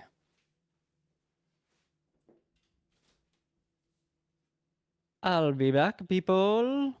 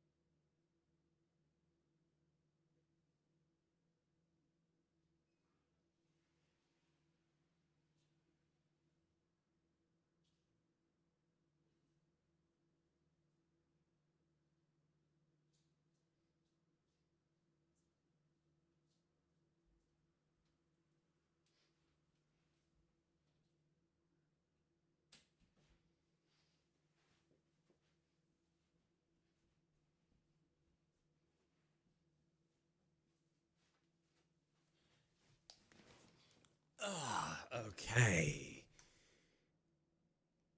Back to it. Can't get there. What do you mean? I can get there. I just need to jump.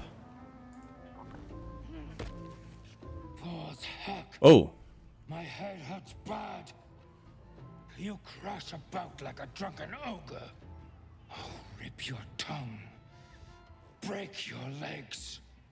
Make you quiet. As the symbol glows, power courses through you. Authority. Ooh. Sleep or die, your choice. Barbarian. Ah.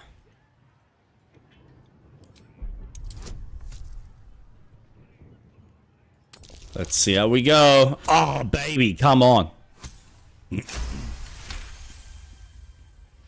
Critical success. You are strong. Thank you, Carla. Again, I will kill you. And back to sleep he goes.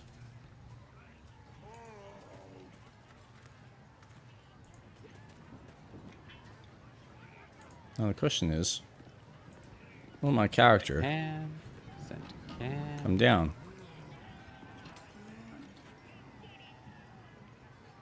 These things have stayed interesting.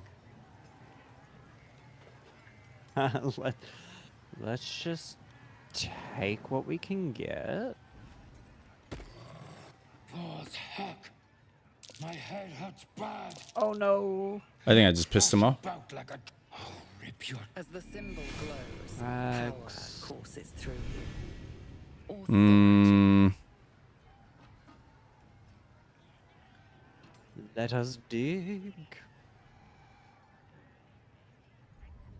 Oh. Oh no. Yes, please. I will. Oh, there's no way I'm gonna do this. Take that. I'll take that. I'll take that. Fuck. I'll take that. I just pissed him off. Too much talking. You die now. Wow. Okay. Well.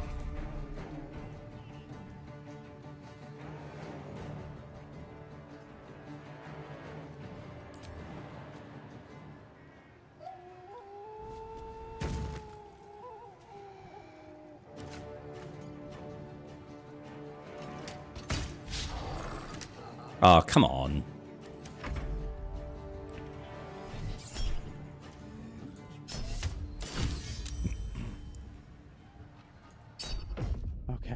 Okay.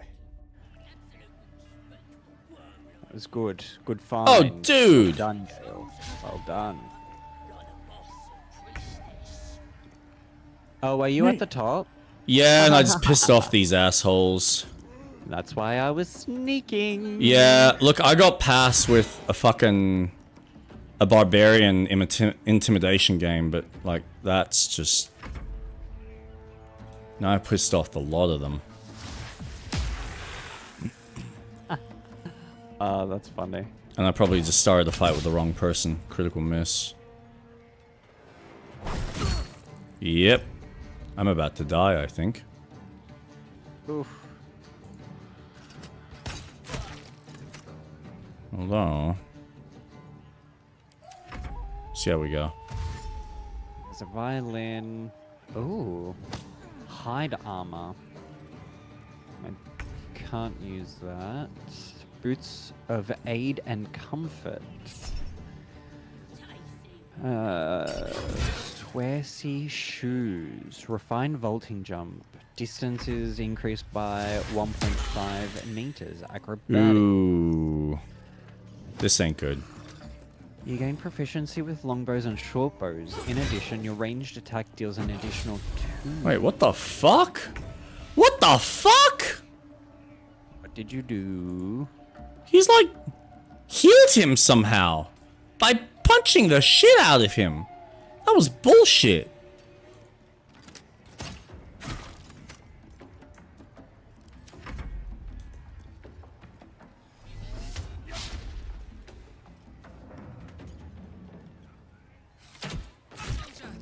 I need your help. Oh man.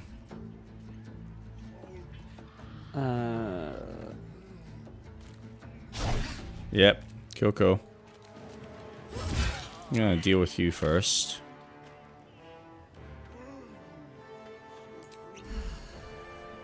I'm gonna heal, see if... Oh, that did fuck all, but... Okay,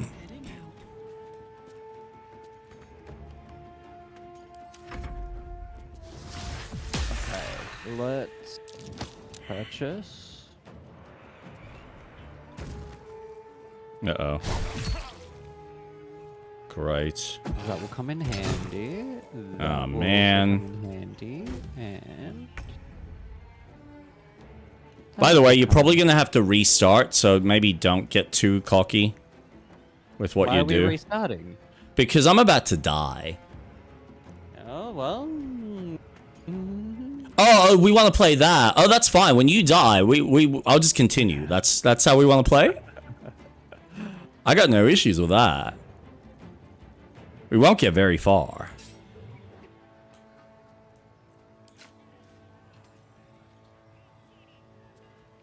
Oh dearie, starting trouble. And I Look, thought you were it wasn't my intention. I had gotten past with one character. I thought my other character would have jumped down around the same time. But no, that's not how this game plays. It checks both. So I am learning through trial and error. As I always do with these kinds of games. Now, why didn't... Okay, cool.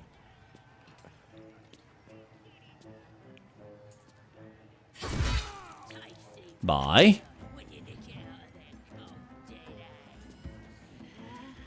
Alright, well, we'll try and keep you alive. See if I can make this happen. Wow, okay. Yep, let's do this.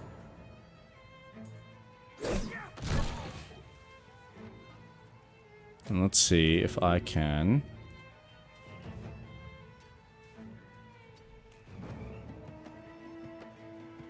push you.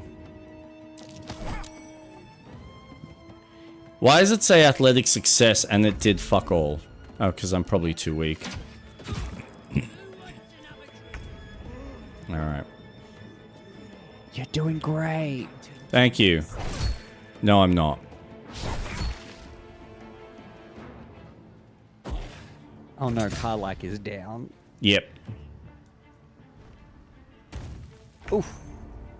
What is he doing? Oh, he's drunk. I don't know. Yeah, they're fucking retarded. You have an advantage. Sort of.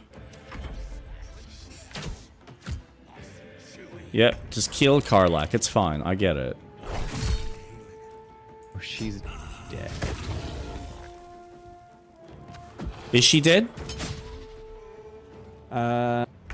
She's got one more death savings throw.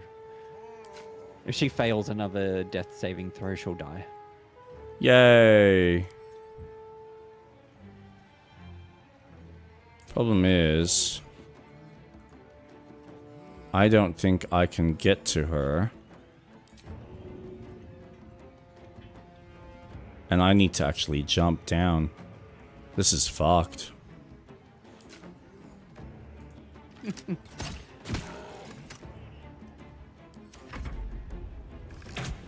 Yep. Oh, she succeeded. That's good. That's good. Yep. She won't succeed that one though.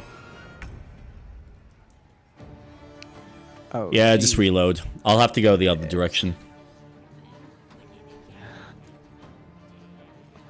Oh, God damn Sorry, it. man. No, I know. It's fine. It's fine. It's fine.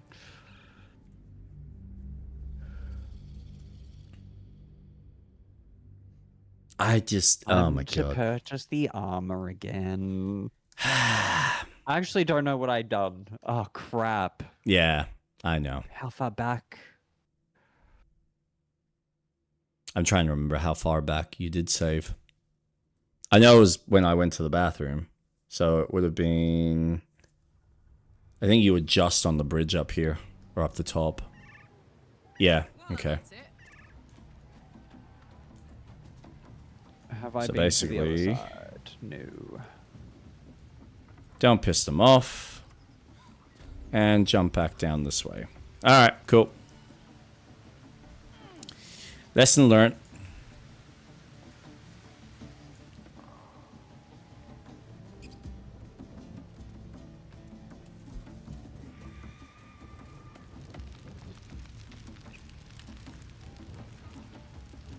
Take these. Send to camp.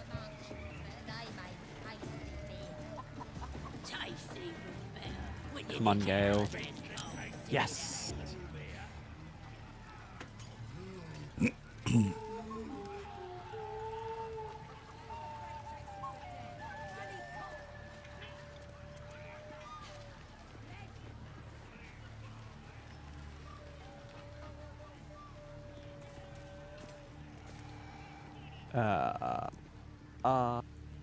We did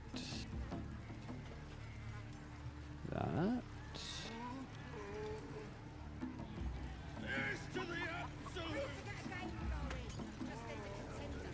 Yeah. Alright, so who do we have here? Defeat the goblins, rescue the druid, Halsin. Alright, so we need to go through the heavy doors, I'm assuming. Do you want me to wait for you, or? I'm just going to do very quick shopping. Sell. Alright, so I'll chill. Buy.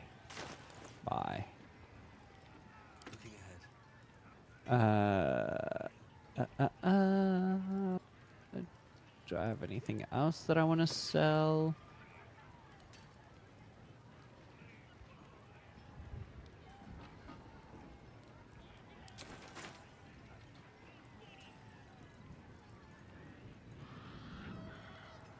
All right. I will wear that.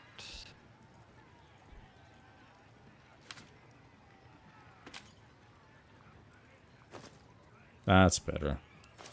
I don't know why I didn't do that before. Goblin drawings. Letter. Parchment.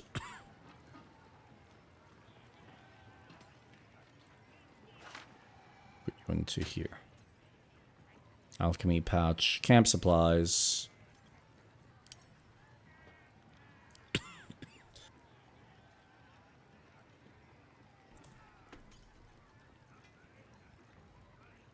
All right then.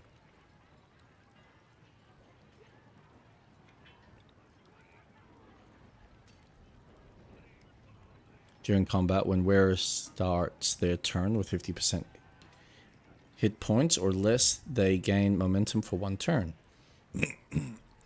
Oh. Okay.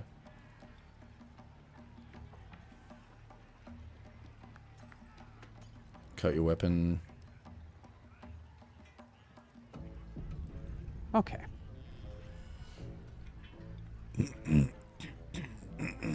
I think everything is all good now. Okay.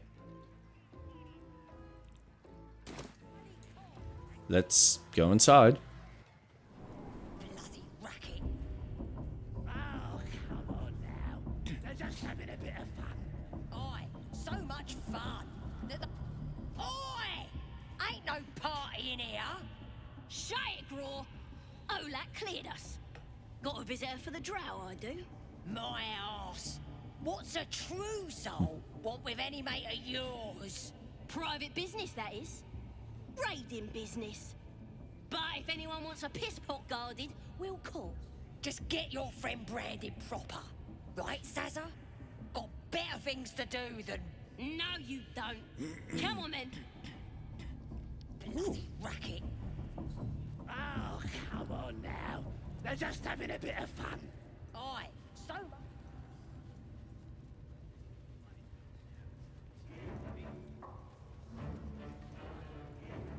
Do you hear the Absolute's voice? Do you feel her inside?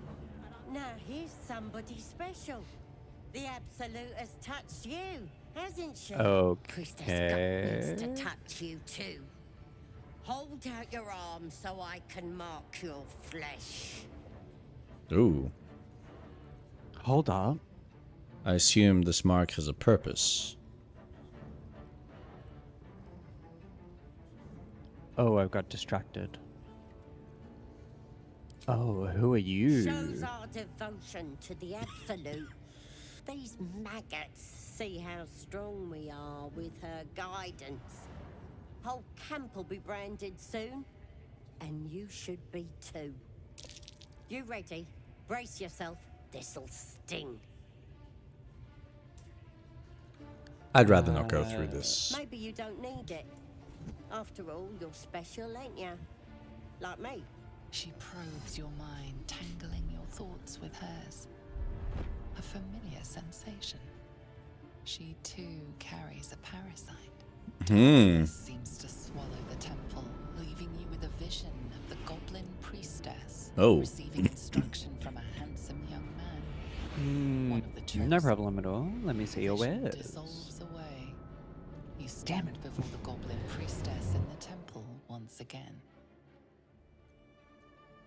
Oh, you do have good A things. tide of shuddering ecstasy. Her Not tadpole proficient with nestles within that those. mania.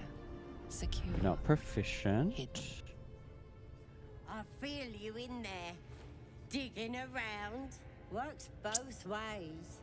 And I saw some weird shadows swimming around in your head just now. Maybe I can help with that. Us true souls gotta look out for one another. Do you think you can fix whatever's causing those shadows? With the Absolute's will, I can fix anything. Let's Hardly. deal with this in my chapel. It's private. Don't want this lot interfering with true soul business. Jesus. Oi! Priestess! Like us. We No. want them all! Why do they think they're talking to a god? Bludgeoning. Interest in chatting to the Absolute myself. Gain a I've plus got enough 1 going on bonus up for here. stealth checks. I'm not proficient in that armor. How would you like to be a part of something interesting?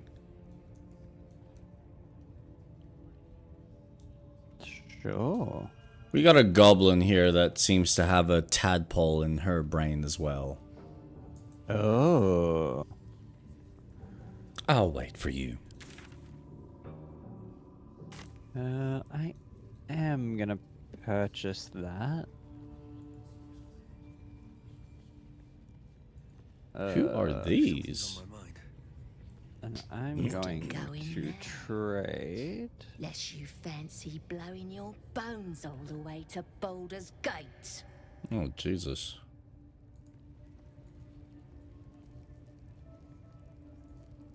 Nothing for you in there, mate. All right then. Oh, Right, that's why. as then is a normal trader. I Just a matter of want what's for the sale. leather Weapons and armor. other exotic goods, true enough. But most of all, we offer And discretion. No do you judgment, have? no I've got right and wrong, thieves' just tools. good deals and bad. How many That problem thief for you? tools do I have? Got ocho. I will take some healing potions. Ah, cool.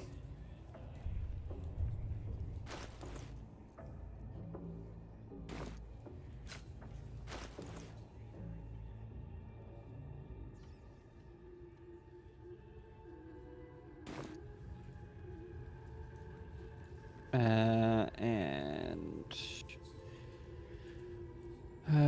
sword clave, a dagger. Search for survivors of the caravan. Confront the paladins. Investigate the music. Oh, that leads to outside. Oh, wait. Two-handed, but that dagger is not bad. Rupturing. On a hit, the target must succeed a DC 13 Constitution saving throw or become ruptured. Weapon enchantment +1. Proficiency with this weapon type unlocks stuff. But my rapier is better. You'll tell me, right? How much are you selling it for? I'll set my rats on you.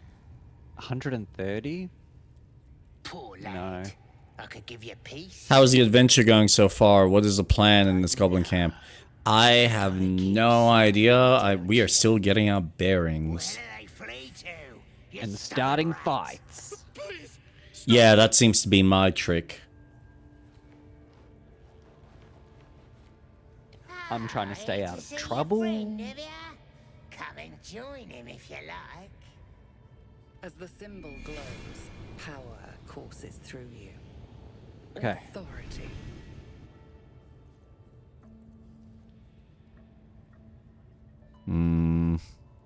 Ooh, what are you gonna do? Why are you torturing him? Snuck in here with his mates, looking for some forgotten thing. Said they ran to some kind of grove. He doesn't want to tell us where it is, but he can't resist forever. I mean, I want to save him.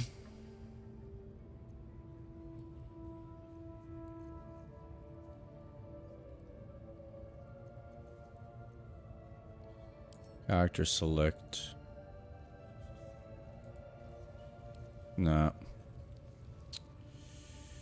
Damn. Go have yourself a drink. Your boss sent me. Oh, wait. Why am I? Can I reach that? That's incredible. Oh, Don't fuck mind if I do. off. I have no any. I wish you could cancel, like, an actual choice. Because there's no way I'm getting the D20. Haha. Fuck that. I want to save him. But there is no way I'm getting...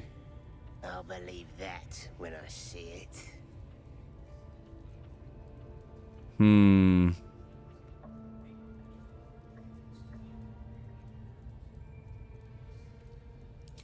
You know what? Fuck it.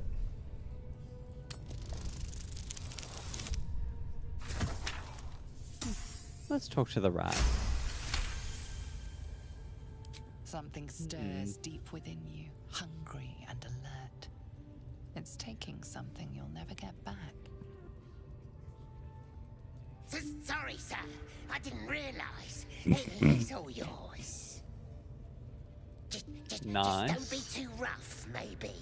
Moonrise Towers might still want to take him. I want to watch that weird priest next door. Sounded like he was beating something up. Oh, yeah, beating it good. What? The prisoner? Please, please. Let me out. There's no reason for this.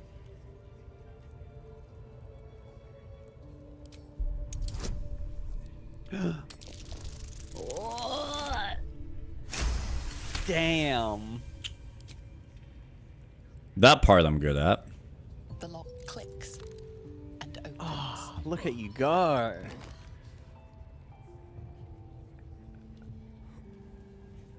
Make sure to talk to the NPC next door and agree to his request fully. Thank you. Okay. I better go. You'll thank me later. Alright. I should be able to make it to the grove on my own. They need to know they're in danger. Have you seen a druid called Halcyon? I don't know. He changed into a bear, but I lost sight of him. I don't know if he's still alive. How did you end up on the rack? I was I adventurers. So talk to the guy next door. For an artifact. Yeah, apparently. The night song. You can do better than that. We tried to sneak past the goblins, but they ambushed us. I didn't think a pack of goblins could be so efficient. What does it do? They didn't hide it. I don't think they even know it exists. It was locked away years ago.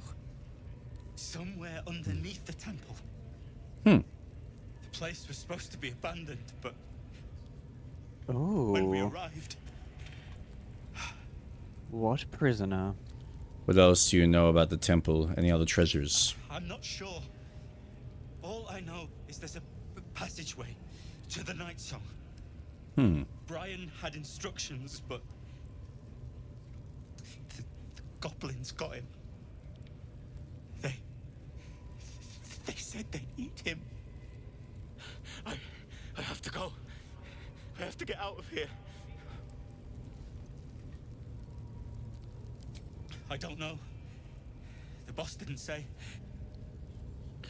It's appalling. He just said some wizard called Leroacan would reward us if we found it. That's all. Okay. Run away.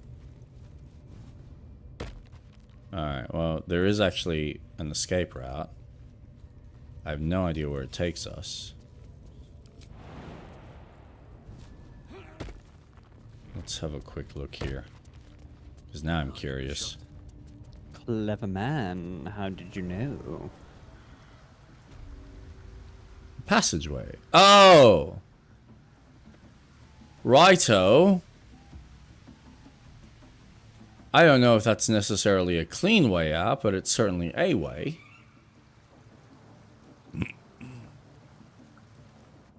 Good to know.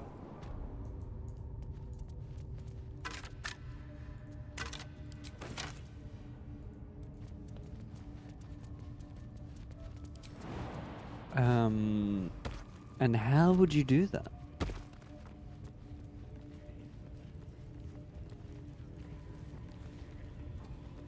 So, what are you working on?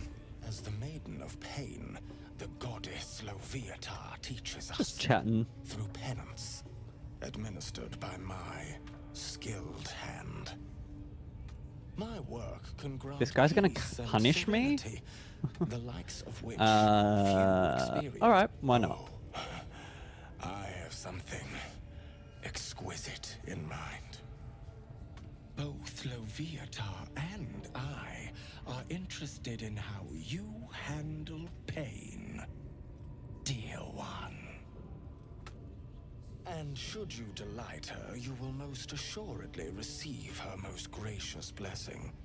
Trust me. Simply face the wall, and we can begin. Ooh, kinky. Oh, okay. Yes, this will do nicely. Take clothes off. Oh, wow. Ow. The pain you suffer will cleanse you. Do not fight it.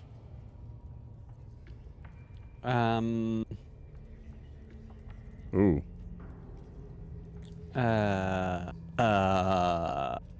Try to hold back your cries. Yelp loudly and dramatically beg for mercy. Make a show of screaming at the top of your lungs. Intimidation. Come on, a child can hit harder than that. I mean, you got performance, so you can make it, like, yelp louder and dramatically beg for mercy.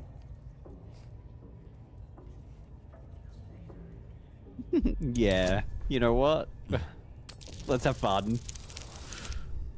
Oh, nice. Oh, overkill.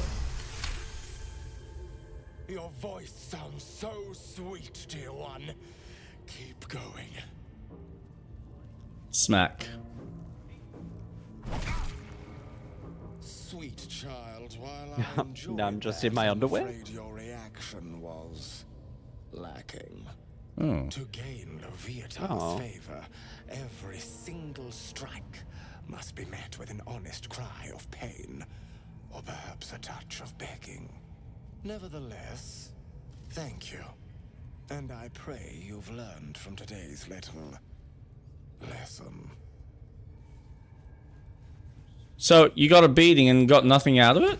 Whatever you're into. That was not what I expected to see I need today. to see that again. Ask him if you can do the You have already enjoyed my ministrations. Do not be greedy. Might learn something. A most invigorating session. But even as the soul sings, the flesh fades. Okay. Got passive? So it is with the lady's embrace. No? Excuse me. I don't think we did. Rest and think. I don't think I did it. No. I would say the performance, like, didn't sell.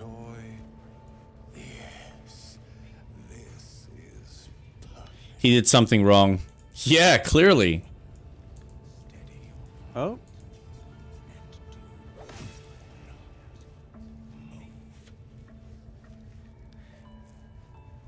Yeah. Nah, he only hit him once. Until you get a permanent passive. No. Well, that sucks. Got a long road ahead. Swift as my feet can carry me. Your alarm pig started squealing yet? Shame, the passive was great. Job must be done. I mean, you can do it. I'm assuming you saved, didn't you? You can do it again if you want. Try it again. Let's see what this passive is.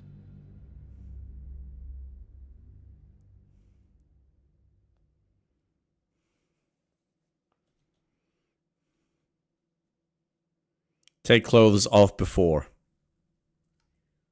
Okay.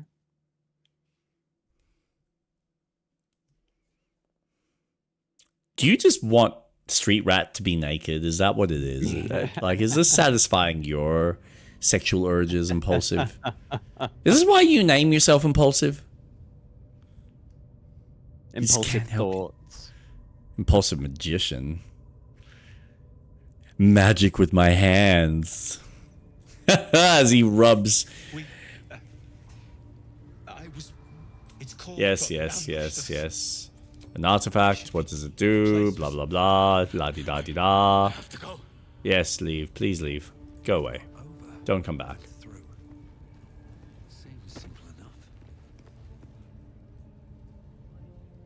Ooh, yeah, baby.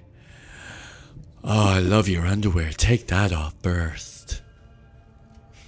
Greetings, child. I've met few aside from goblins. Are you also here to assist with the prison?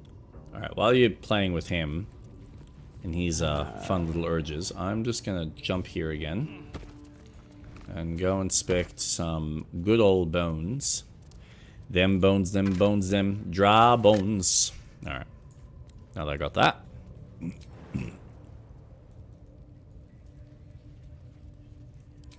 Jump back. Ha!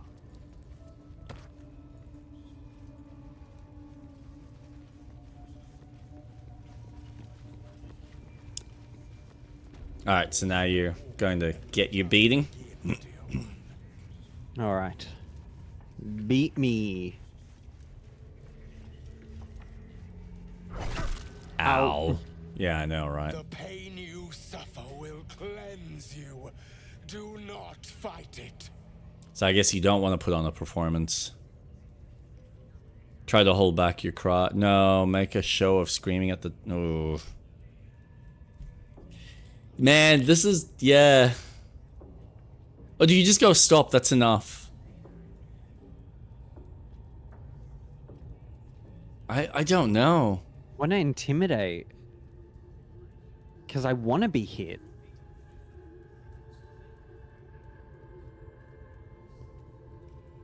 It's all about the pain. What if it's Constitution, but you need to fail?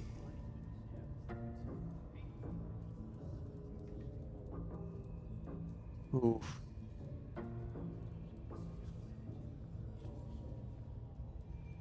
I'm gonna try intimidation. Okay.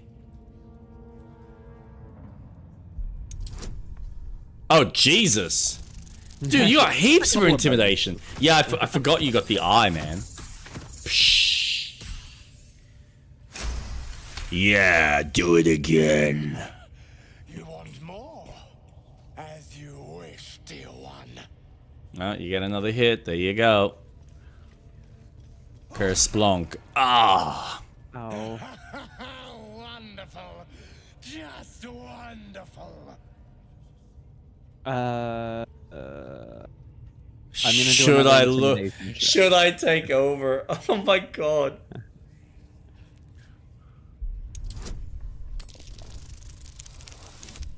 Yes. Oh man.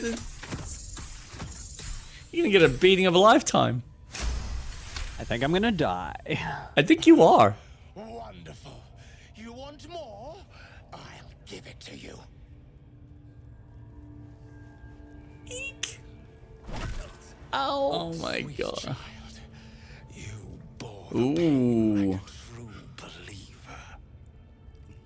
I could feel Loviatar's pleasure with every sting. Well, I guess you got what you needed. Success. I am proud to have served you this penance. Thank you. I enjoyed thank you. myself. As did I. Oh man.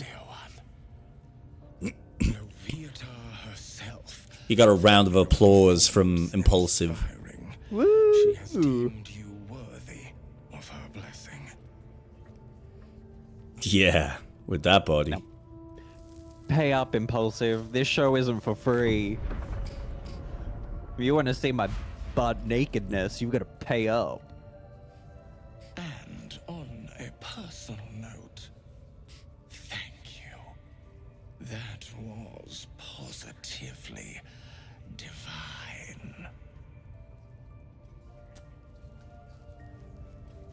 Into a long rest. Pain is the path to clarity. When you have 30% hit points, you gain a 2% bonus to attack rolls and wisdom saving throws.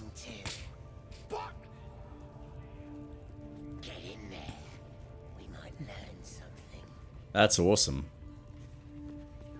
Not bad. You not reveal bad at in the all. clarity granted. Yeah, now you just gotta heal yourself. Do you want a potion? I do have potions. Okay, do you have enough? Yes. Awesome. Yeah. Beautiful. Well, let's save. Let's hold on to that one. Now that we got it. Alright, let's see what this Volvo.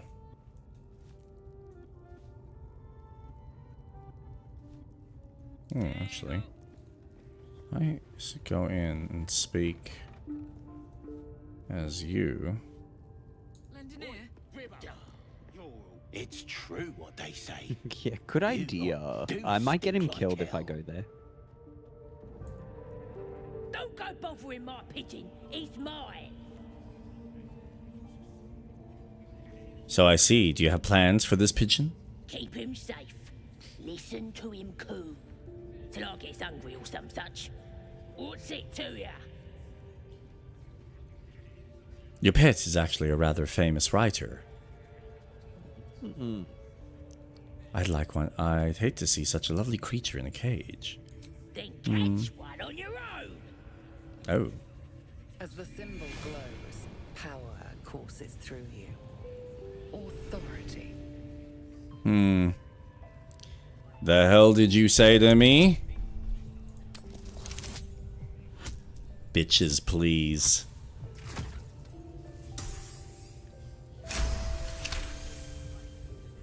All right, calm down. I don't want no trouble. Here's the key. Pigeons are yours. Thank you very much. Bring the right character. Look at this. I'm quite saved. A joy to see a familiar face in such a precarious setting. I guarantee the story of your daring rescue of my person will live on for eons. Get yourself to safety and quick. I intend to do just that. A trusty invisibility potion goes a long way in a place like this. We mustn't tarry, but I'd hate for our friendship to end here. Please, won't you meet me once we've both slipped the goblin yoke? A fine mess you land yourself in. How'd you get caught? I'm not looking for extra company right now. Go on your way, I go mine. Go to my camp, we'll talk there once we're both safe. Why, by design, my friend. Ooh, did you say Volo? Better to learn the ways of a I people did. than to live among them. I dare say the experiment has proven most fruitful too. I'll be happy to share my findings. Nice Once work. we've found somewhere safe to parley. Go to my camp, we'll talk there once we're both safe. Soon, my friend. Soon we can share a flagon of something liquid and a tale of daring do. I'll slip away when the coast is clear. See you soon, my friend. I simply can't wait to pick your brain. I'll take that. Lunk. And he's gone invisible. Nice. Oh, sweet potato. Sweet potato. Cabbage. Sweet potato. And what's this? Read. Dearest Elminster, I must be brief as I am under some duress. Having become the esteemed guest of a rambunctious host of goblins, I would, of course, rather be under duress than under a feathered duvet, for danger and adversity are the very ink in my well, so this is good news indeed. As you well know, there is no wit quicker than, and no tongue more slivered than that of your humble friend and scribe, and by regaling my would-be foes with tales of goblin heroics, I have become an indispensable member of their tribe, namely their chronicler and bard. In this guise, I shall live among them a while so that I may observe their peculiar habits and rituals as closely as possible. All of this shall, of course, be documented in my next magnum opus, My Life Among the Conquering Host, to be available at all good booksellers forthwith. An enticing extract is enclosed with this missive. I implore you to spread the word so that adventurers and curiosity seekers across the Sword Coast and beyond will be a quiver with anticipation of this life-extending and soul-enriching guide. And with that, I must depart. I am summoned to sing a ballad of my own composition, and the lady, yes, I call her a lady, who delivered the summons, is rather impatient, not to mention well-armed. Truth be told, I believe she has come, dare I say, deep affection for me. She calls me her pigeon and rarely strays from my side. Perhaps there shall be a chapter in my book regarding goblin marriage rituals. I balk at nothing in my quest for knowledge. Until we meet again, inform the world entire of the diligent research I am undertaking, and ensure word of my upcoming masterwork is on the lips of every innkeeper and sells word from Waterdeep to Baldur Volo. You fucking nimwit.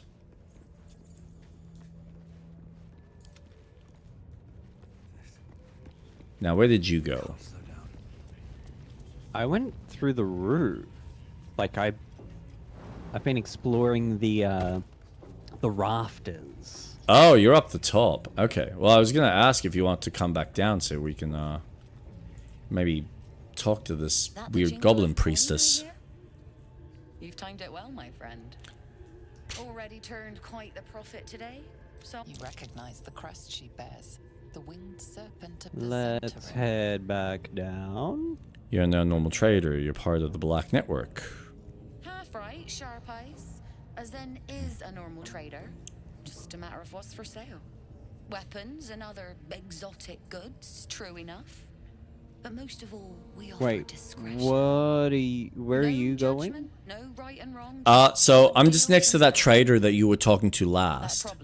But next to her, there's a room. No problem at all. Let me see your wares. I'm about to go in to speak with a particular character. Confirm. All right. Pleasure. Oh no, the pleasure's mine. I can assure you.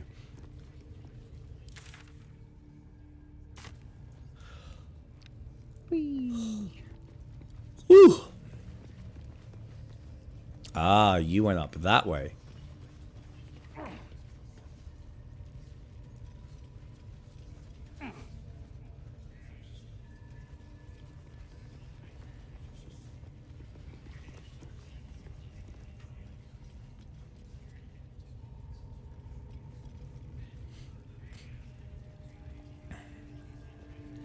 Shall I just wait here then?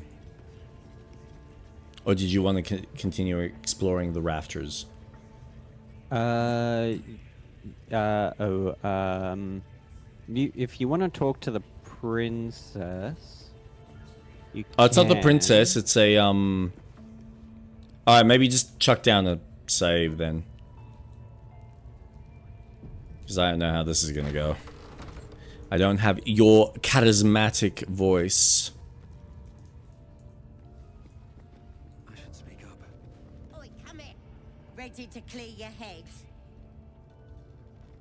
What exactly are you going to Whatever do? the Absolute tells me to. Don't worry, she loves you. I can tell. All right, Don't I'm ready. want a crowd of gawpers. Everybody else needs to leave.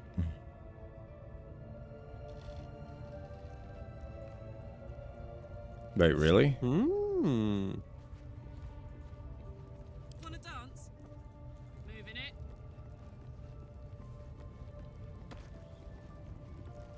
No. Can't give up now. Okay. What path lies before me? Ready to clear your head? Smart. All you need to do is open yourself to the Absolute. And I'll do the rest. Don't want anyone peeping on private matters, so... There we go. Secret and safe. Well, secret. Psionic feelers creep across your mind like a pickpocket's fingers seeking flaws in fabric. Allow it to rummage through your memories. Ooh. Do I resist or do? Doing that. Huh? It's all slippery in there. What are you hiding? Relax your mind. Direct her to the memory of your infection. An image of the mind flayer reaches out to her from your memories. Helps! We need to fish that thing out before it eats any important parts Oh. of your brain. I still have my senses. I find anything.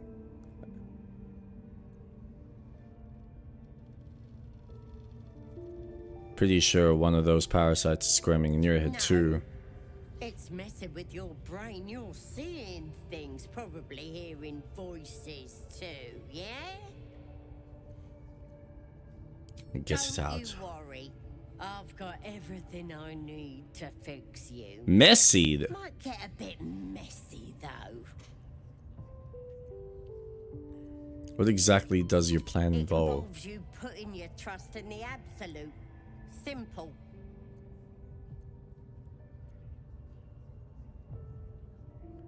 Oh. I don't like this at all. Time's the one thing you don't have. We gotta get Oh. this thing out now.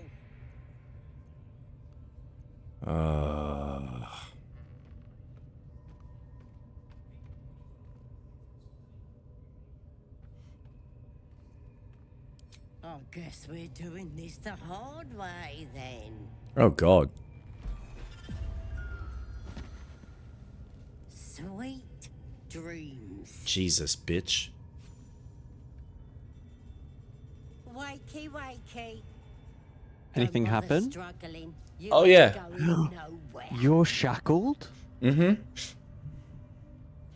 The Absolute wants to know all about that critter in your head. So start talking. You're out of luck. I don't know any more about it than you do. Liar! We've both seen the monster that put it there, and I know what happens next. Weren't you supposed to be helping me? you're infected, it's going to happen to you too. Stop trying to confuse me. You're a liar. Everything's clear since the Absolute chose me. You're the one that's broken. Do you even know who you are anymore? Does she have anything of value? I know I'm going to kill you. How about that? Something's... Oh, no. I have powers. Something's changing in me. No, they're delusions. That thing's eating your brain. It's gonna start eating your flesh too, changing you. And eventually your skull will split and you'll cough up a mess of tentacles. I could create a huge explosion right now. Then stop this. Heal me. Going to let...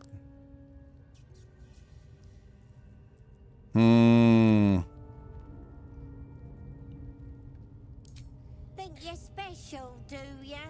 You're not. I'm gonna keep you here so I can see every gory detail and hear every whimper and scream. If I do transform, you'll be my first meal.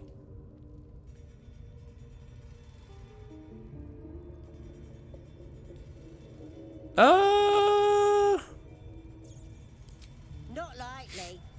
You're forgetting one thing. I've got the Absolute to protect me. But you're on your own. Nothing more than a skin suit for that monster inside you. You're gonna be my new pet. A ferocious squiddy. All for myself. Come on, Gale. The weight of the chains, looking for weak points. Dislocate your wrist and wriggle free. Ew. Well, that seems to be the best way to do it. At least for my character. There we go. You slip free of the chains.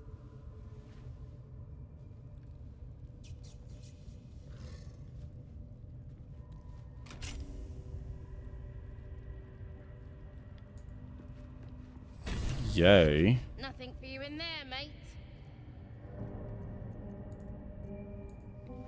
Wouldn't go in there.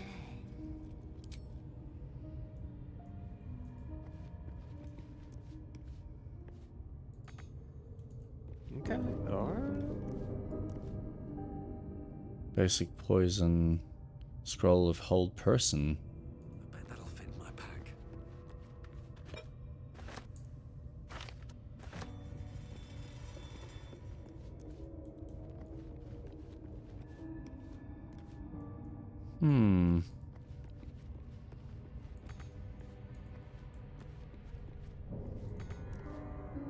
Can't reach. Free. For now. Use. Free. Should be able to jump. I don't know if Oh. Gale can reach. He can. Okay. Okay, you keep distracting. Keep her busy. I need to sneak out, I think. Oh, great. That's not exactly what I wanted. The fucker saw. Okay, Priestess quarters entrance. I need to get the fuck out of Dodge. Okay, let's see if I can open this. Nope. Yep. Oh, no, no, no, no, no.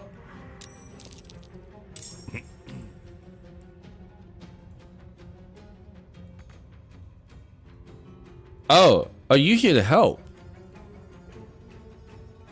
Where's Carla then? Where the fuck did you go? If you insist.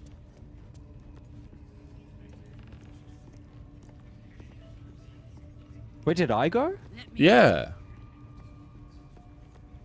Oh, that's you. Oh, I will be there to help. I was Wait, like, did you what jump the hell is across? happening? No, I left.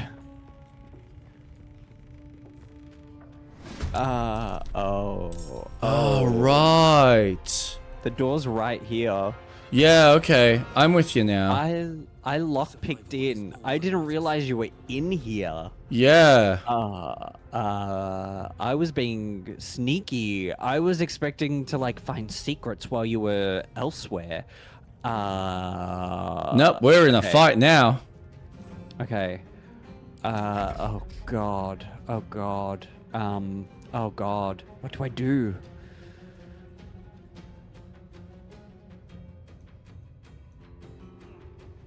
Well, it's a good thing we saved before my encounter, so... That is true. Worst case, I just don't deal with her next time. Because I know exactly what she wants to do. I'm curious where this leads, but, you know.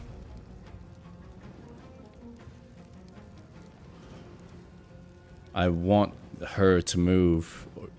Palma. See, what I wanted to initially do was sneak out, and I could have done that, but I didn't move quick enough. So by the time I opened the door, Palma saw the door open. Oh. Yeah, so I just didn't react quick enough. Even though I was still inside. Like, that was the thing. So it picked up on the door being open. Okay. So what's our plan? Are we gonna fight? Let's just see where this goes. Worst case scenario, we reload. Like, it's stuff like this I'm happy to, like, just push through and see if we get past it. Because maybe we'll learn something from this crazy bitch.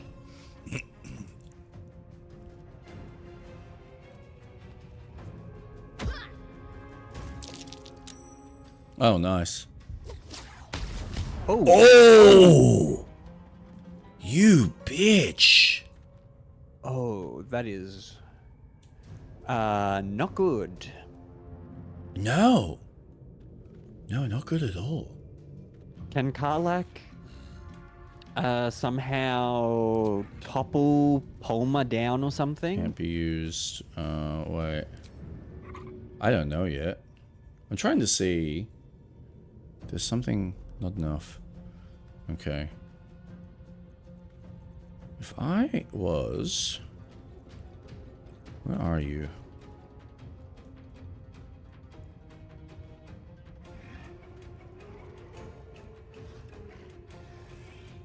Dash. Alright, we're gonna do that. We're gonna move here.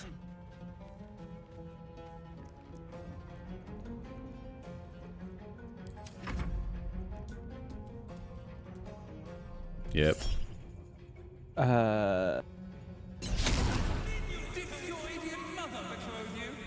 Oh, nice. That's pretty neat. I wasn't gonna let him attack. Can I topple you? No, can't.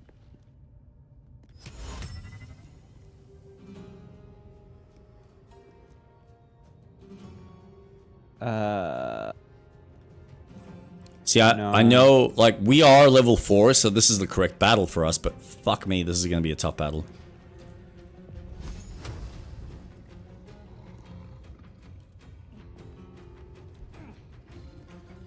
Can just move.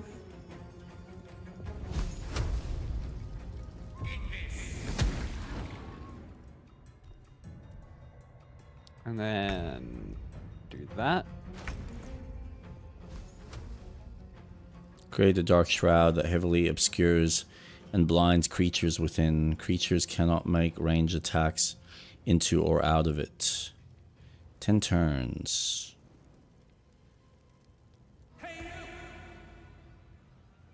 Become resistant to all damage except psychic damage.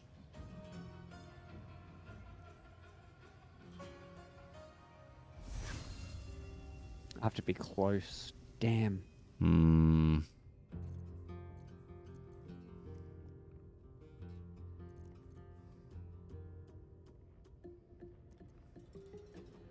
I will then cast... Within Creatures. I'm gonna cast. Is this Vicious only... Mockery. When it says creatures, I want to know whether this actually means like creatures, or like anything.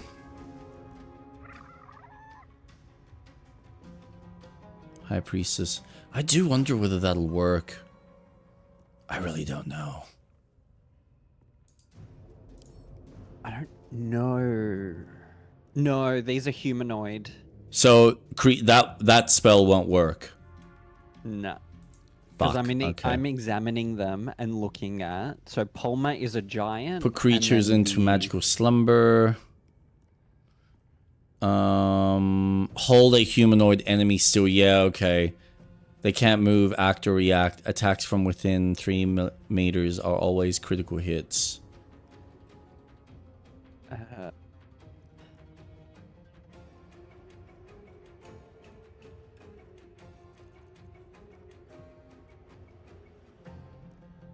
Ground. When stepped on by an enemy, the selected magical effect will trigger.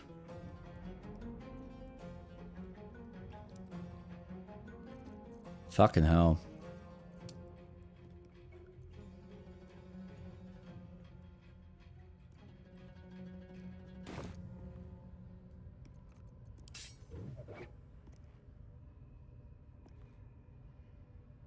Yeah, I kind of want to start doing damage on this bitch.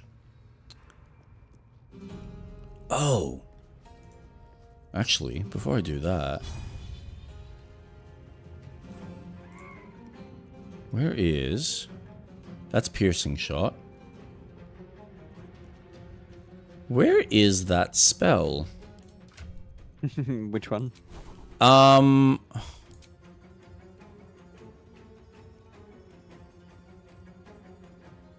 It's the one where you dip your hand, Oh, it's dip. That's what it is. Dip. I don't think you can dip it in anything. Oh. You can. Yeah, I've got fire. Candles. But I've just done that to the wrong weapon. That's alright. Nice. Okay. Ooh. Take that, you stupid bitch. Oh, dude. Improvised weapon. Ooh, nice.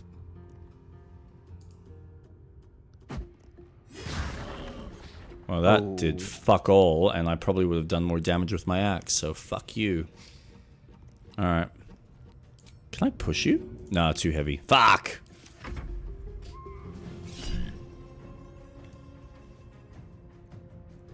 Oh!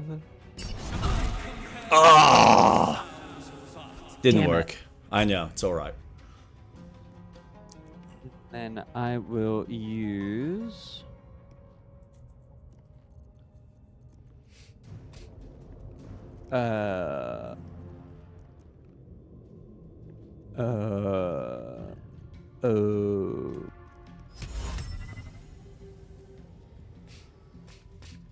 I will use...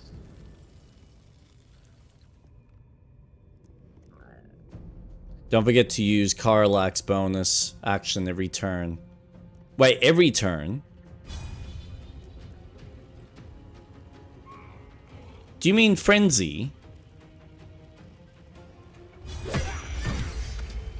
Nice. Okay. Okay. What can we do? Really? I can use that every turn? I thought there would be a limit. Should be using Frenzy. Okay. No, I wasn't sure if it's like a... There's a limit to it. Rage charges are the limit.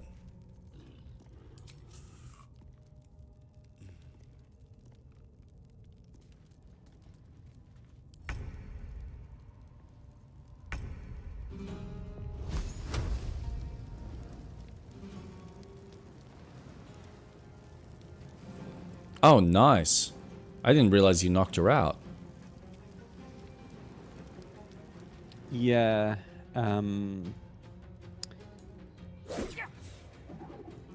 How did I miss? It uses key points. Key points. I am going to use.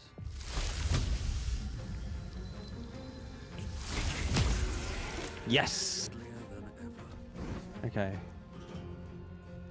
You've got Ray of Sickness. Fist punch is the way.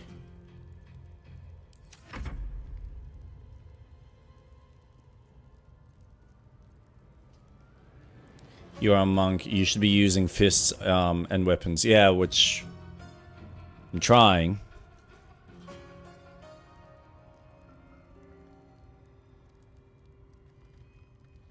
Oh, not weapons. Ah, right. So wait, should I not be using the staff then?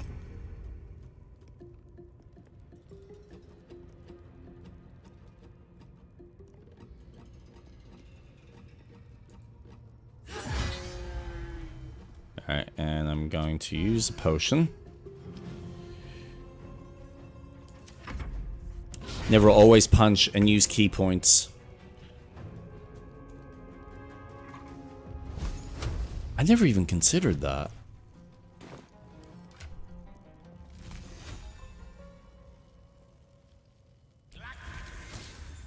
So what he's saying is I should be taking that off. Hmm.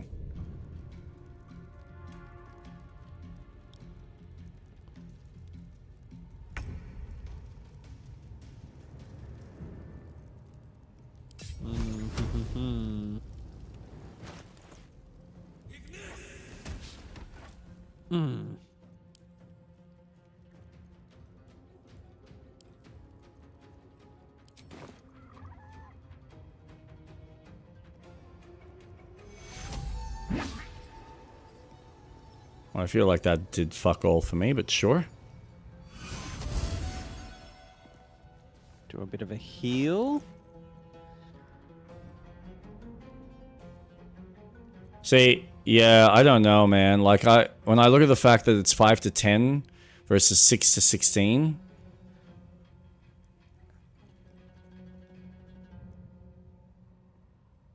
Just don't use them. Keep your weapon, mate. Okay. Oh, it's, yeah, too late now.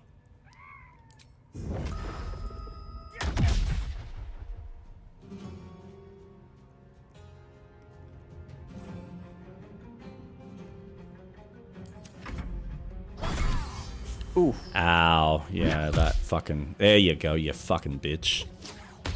Hey! What an asshole! Okay, she's still poisoned though, that's good. She's got 27. Your fist does more damage, 10 to 20. Oh.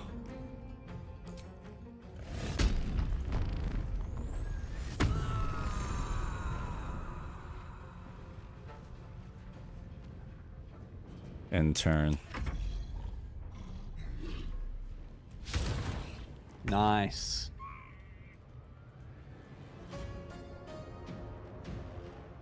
Uh, 65.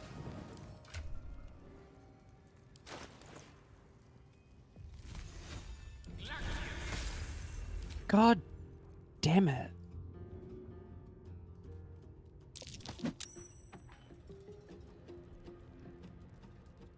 See, that says 5 to 10, so I don't know where you're getting 10 to 20.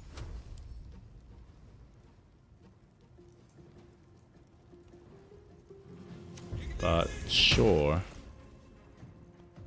I'll keep my weapon.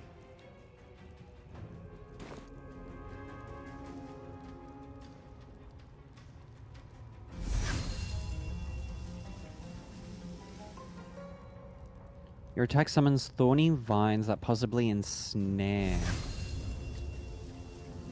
What are you gonna do? Well, there's not much I can do apart from pusher. Oh man, actually, I didn't even think about that. Never mind. is already on your hotbar. Mate, wait, oh, that, you're talking about that one. Yeah, but that uses, like, key points. And once I use that, then I gotta rest in order to get that back. So I feel like I should be leaving that for, like... Reckless. Fucker. Nice. Short rest.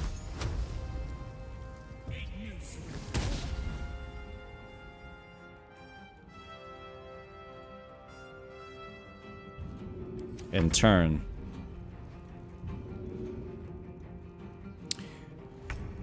Well, this bitch is nearly dead, so let's fuck her shit up. Oh, sorry. That's alright. And I've just missed my turn. So I'll do that then. There we go. No need to go to camp, just click short rest. And yeah, but like you can only do the short rest so many times before you need a long rest. Alright, well thank you for the rescue. That's okay. Priestess key, rancid note, padlock key, crude mace, absolute warboard. So we got like a shield here that we can probably give to, what's his name? There's a talisman, absolute mercy. If the wearer bears the absolute's brand, they have advantage on death saving throws. Which I don't think we've got. Mind Flare's parasite specimen. Alright, let's read that first. That slobber chops druid who was nosing around ain't just some tomb robbing adventurer type. Calls himself Halcyon, ugly name for an ugly bastard. I had a little word or two with him before the lashes. Put his hairy ass in the pen. Said he thinks there's something rotten inside us, inside me. Reckons he can help get rid of the rot. I told him we don't need any help from nobody. Never did, and especially not now the Absolute's taken a shine to us. I says there be something rotten inside him soon enough. There's a lot of rancid meat down in the pens, and when we cut them open, I'll make sure he stays alive long enough for the maggots to make a nest of him.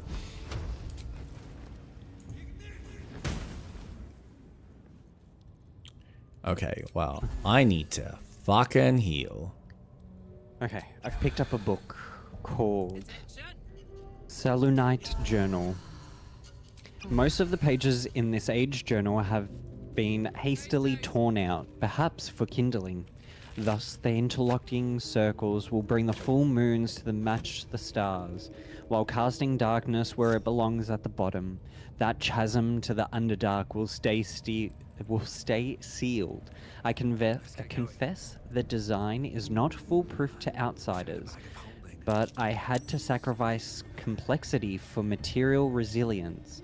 I've always wondered why Selûne took me from the Hall of Wonders to serve at this temple as a priestess. Perhaps this was the reason.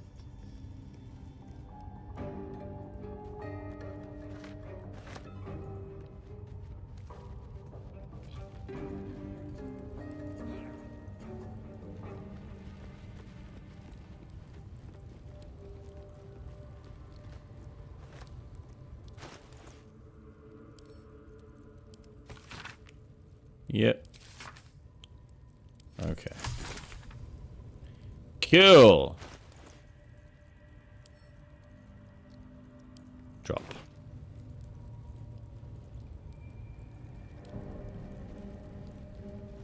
Okay. Oh, no. Let's go over here. What's down here? Do we want to chuck a save? This is where you must have been. What is that? See what this does. Not a chance I'll fit in there. Oh. Yeah, maybe if I was half the size. Do we have anyone that's small in the group? Nope. No. Then we can't I explore. don't have a spell for it. Ooh, that's bollocks. Oh, wait. I can jump that.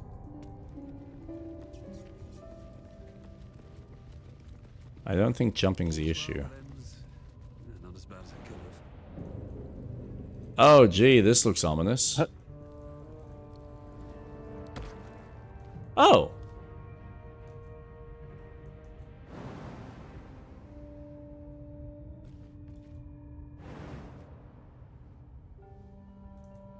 I think it's down to where the skeleton is.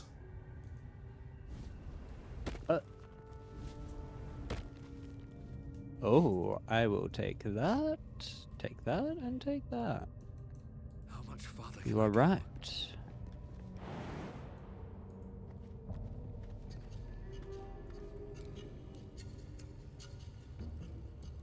Okay, definitely yeah. chuck down the save once you're back on solid ground.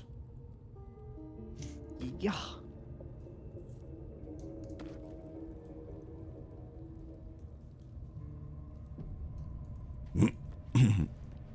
Oh, these markings.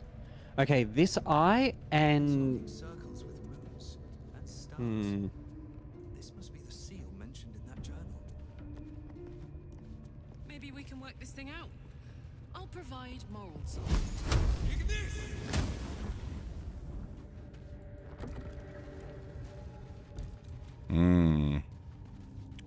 So what are we trying to do?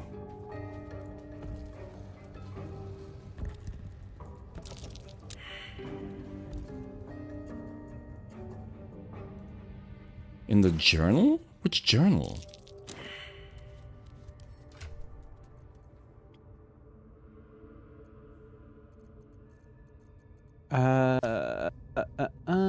Thus, the interlocking circles will bring the full moons to match the stars, while casting darkness where it belongs at the bottom.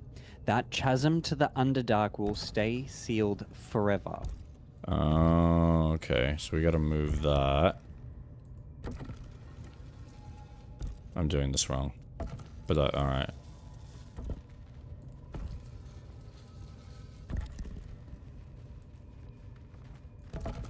Hold on. Alright, I'm just turning all the lights on.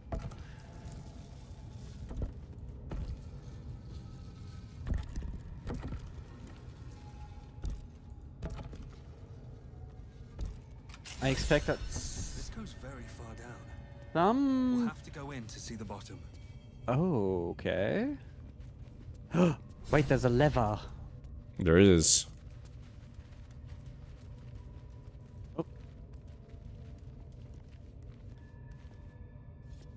You don't want to pull it?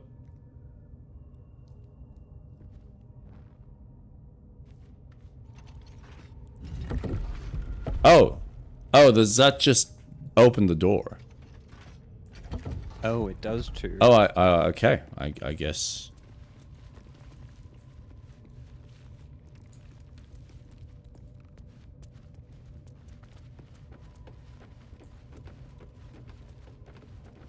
Down the ladder. Shall we? We shall. Excellent. Oh. Oh my god. I wonder if this is where we will find the druid.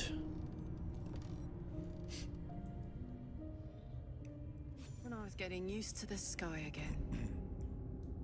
That's a lot of XP. Oh man, we are halfway to level 5. Still be there, waiting for us. Save, save, save. This place is pretty spectacular, isn't it? Good idea. No book or painting could ever do its strange beauty justice. But perhaps our stories might, when we return to the surface. Why do I feel like we're gonna get into a fight here? Possibly. Do you want me to lockpick it? You know what? You're probably... Yeah, I'm gonna... Pee? No, not for that. And it requires 20. Oh my gosh. Yeah, I know.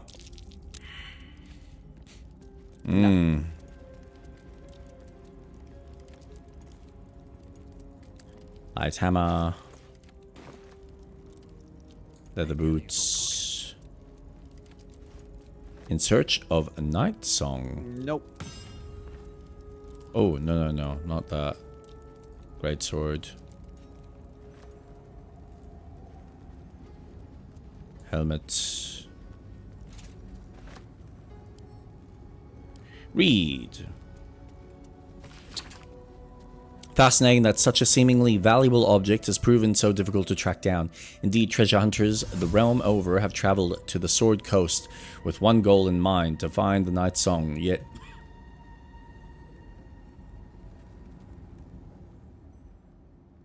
By the way, if you see the locked door, but you can see through into the room, you can use teleport to go in.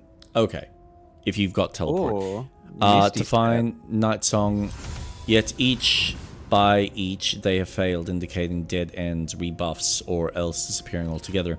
My latest inquiry was with a half-orc named Grayley, who insisted he'd come as close as possible to the relic as one may go without forfeiting his or her life.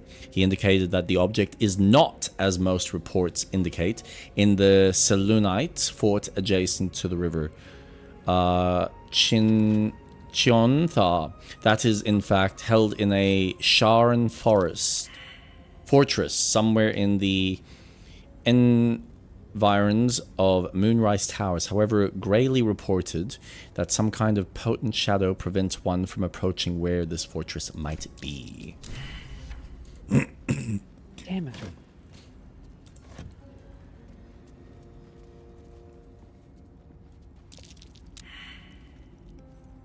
Damn it.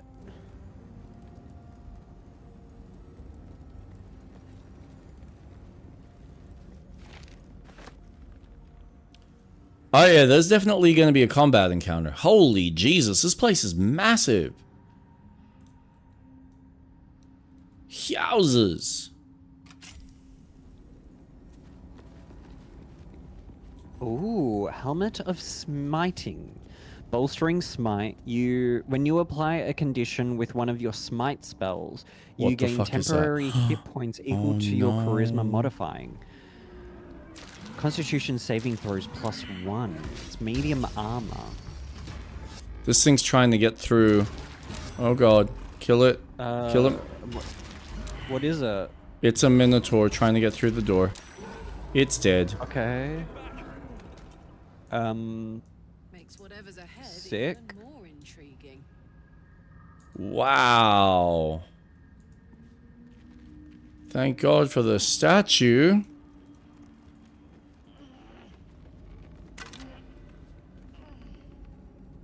Selûnite key. Tattered notes. This place is dark, but the lady's light shines yet. Just as the drow has almost broken through, Jarrus rallied the last of the initiates and charged forth. For a moment, the cavern shone with Selûne's own brilliance. I'd have gladly gone with them, wound or not, but Jarrus bade me to stay and hold the gates until his return. I am to keep the records too. I'll save space to write of his victory.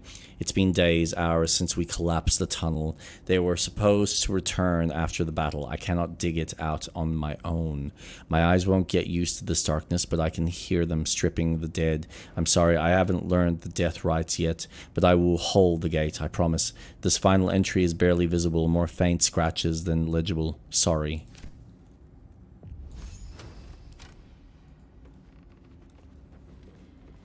Did you say you picked up a key? Yes. Do you want to see if you can open the door? Yeah, hold Where on. I am. I'm just locked. Did you say you're locked? Yeah. Like inside? Yeah. Oh, good on you. Thank you. That's alright. Faded logbook. Oh, potion of healing. I'll take that.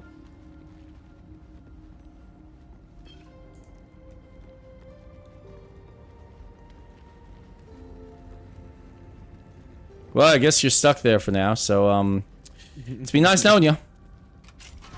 Thanks. Look at that. The key worked. Oh. Was it worth it? Did you find anything interesting? Yes, I gave it to you. Oh, what is it? It is... Oh my god, you've got so much stuff. I know. Helmet of Smiting. Ooh. I mean, that won't be good for my character, but I'm sure... I don't know. Is Karlak going to... I don't even know what, like, her stats are.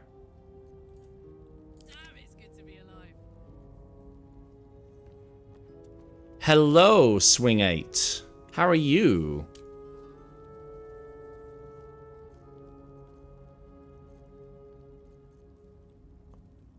Welcome to the campaign. Or at least our attempt at it.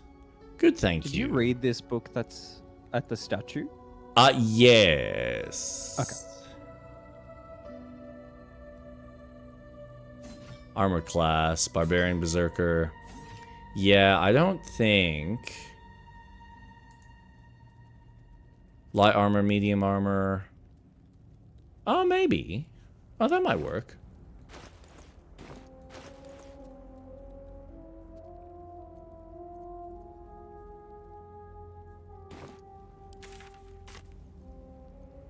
Hold on. What is that? Medium. Alright, that could work for Karlak. Karlak.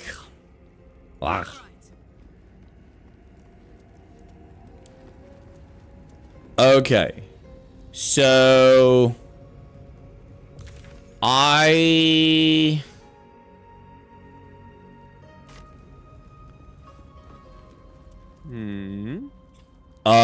Alright, we're gonna go that way. Actually, that's probably not a dumb idea. Because that door might be worth having immediate access to. Safer path. Yeah, I would say you're probably right. Good call!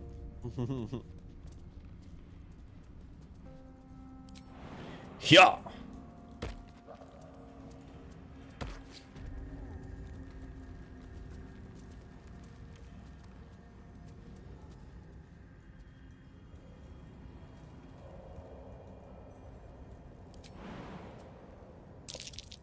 Oh. Whoa. What did you piss off? Mushroom exploded. And then a cutscene played. Yay! Oh god. This is like something from Greek mythology right now. We've got a Minotaur, we potentially got a fucking... a Medusa.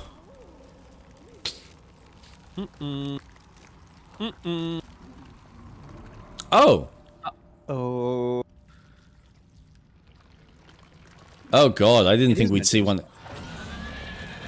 Didn't think we'd see one of those this early. What level is that thing? Oh. What level is it? 5. Oh, Jesus. Alright, I'm coming. Is it just a 1? How much life does it have?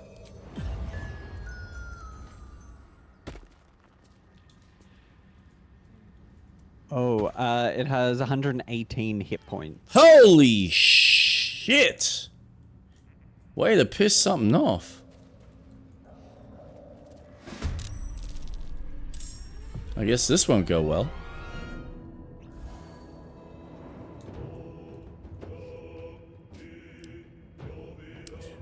Well, Swing 8 and Impulsive, I hope you enjoy watching us die. Oh, look, Gale's asleep. So he's showing his usefulness very early on. Awesome. I'm sorry, did you say have faith? I believe in you. Oh, thanks, Swing 8. I appreciate that.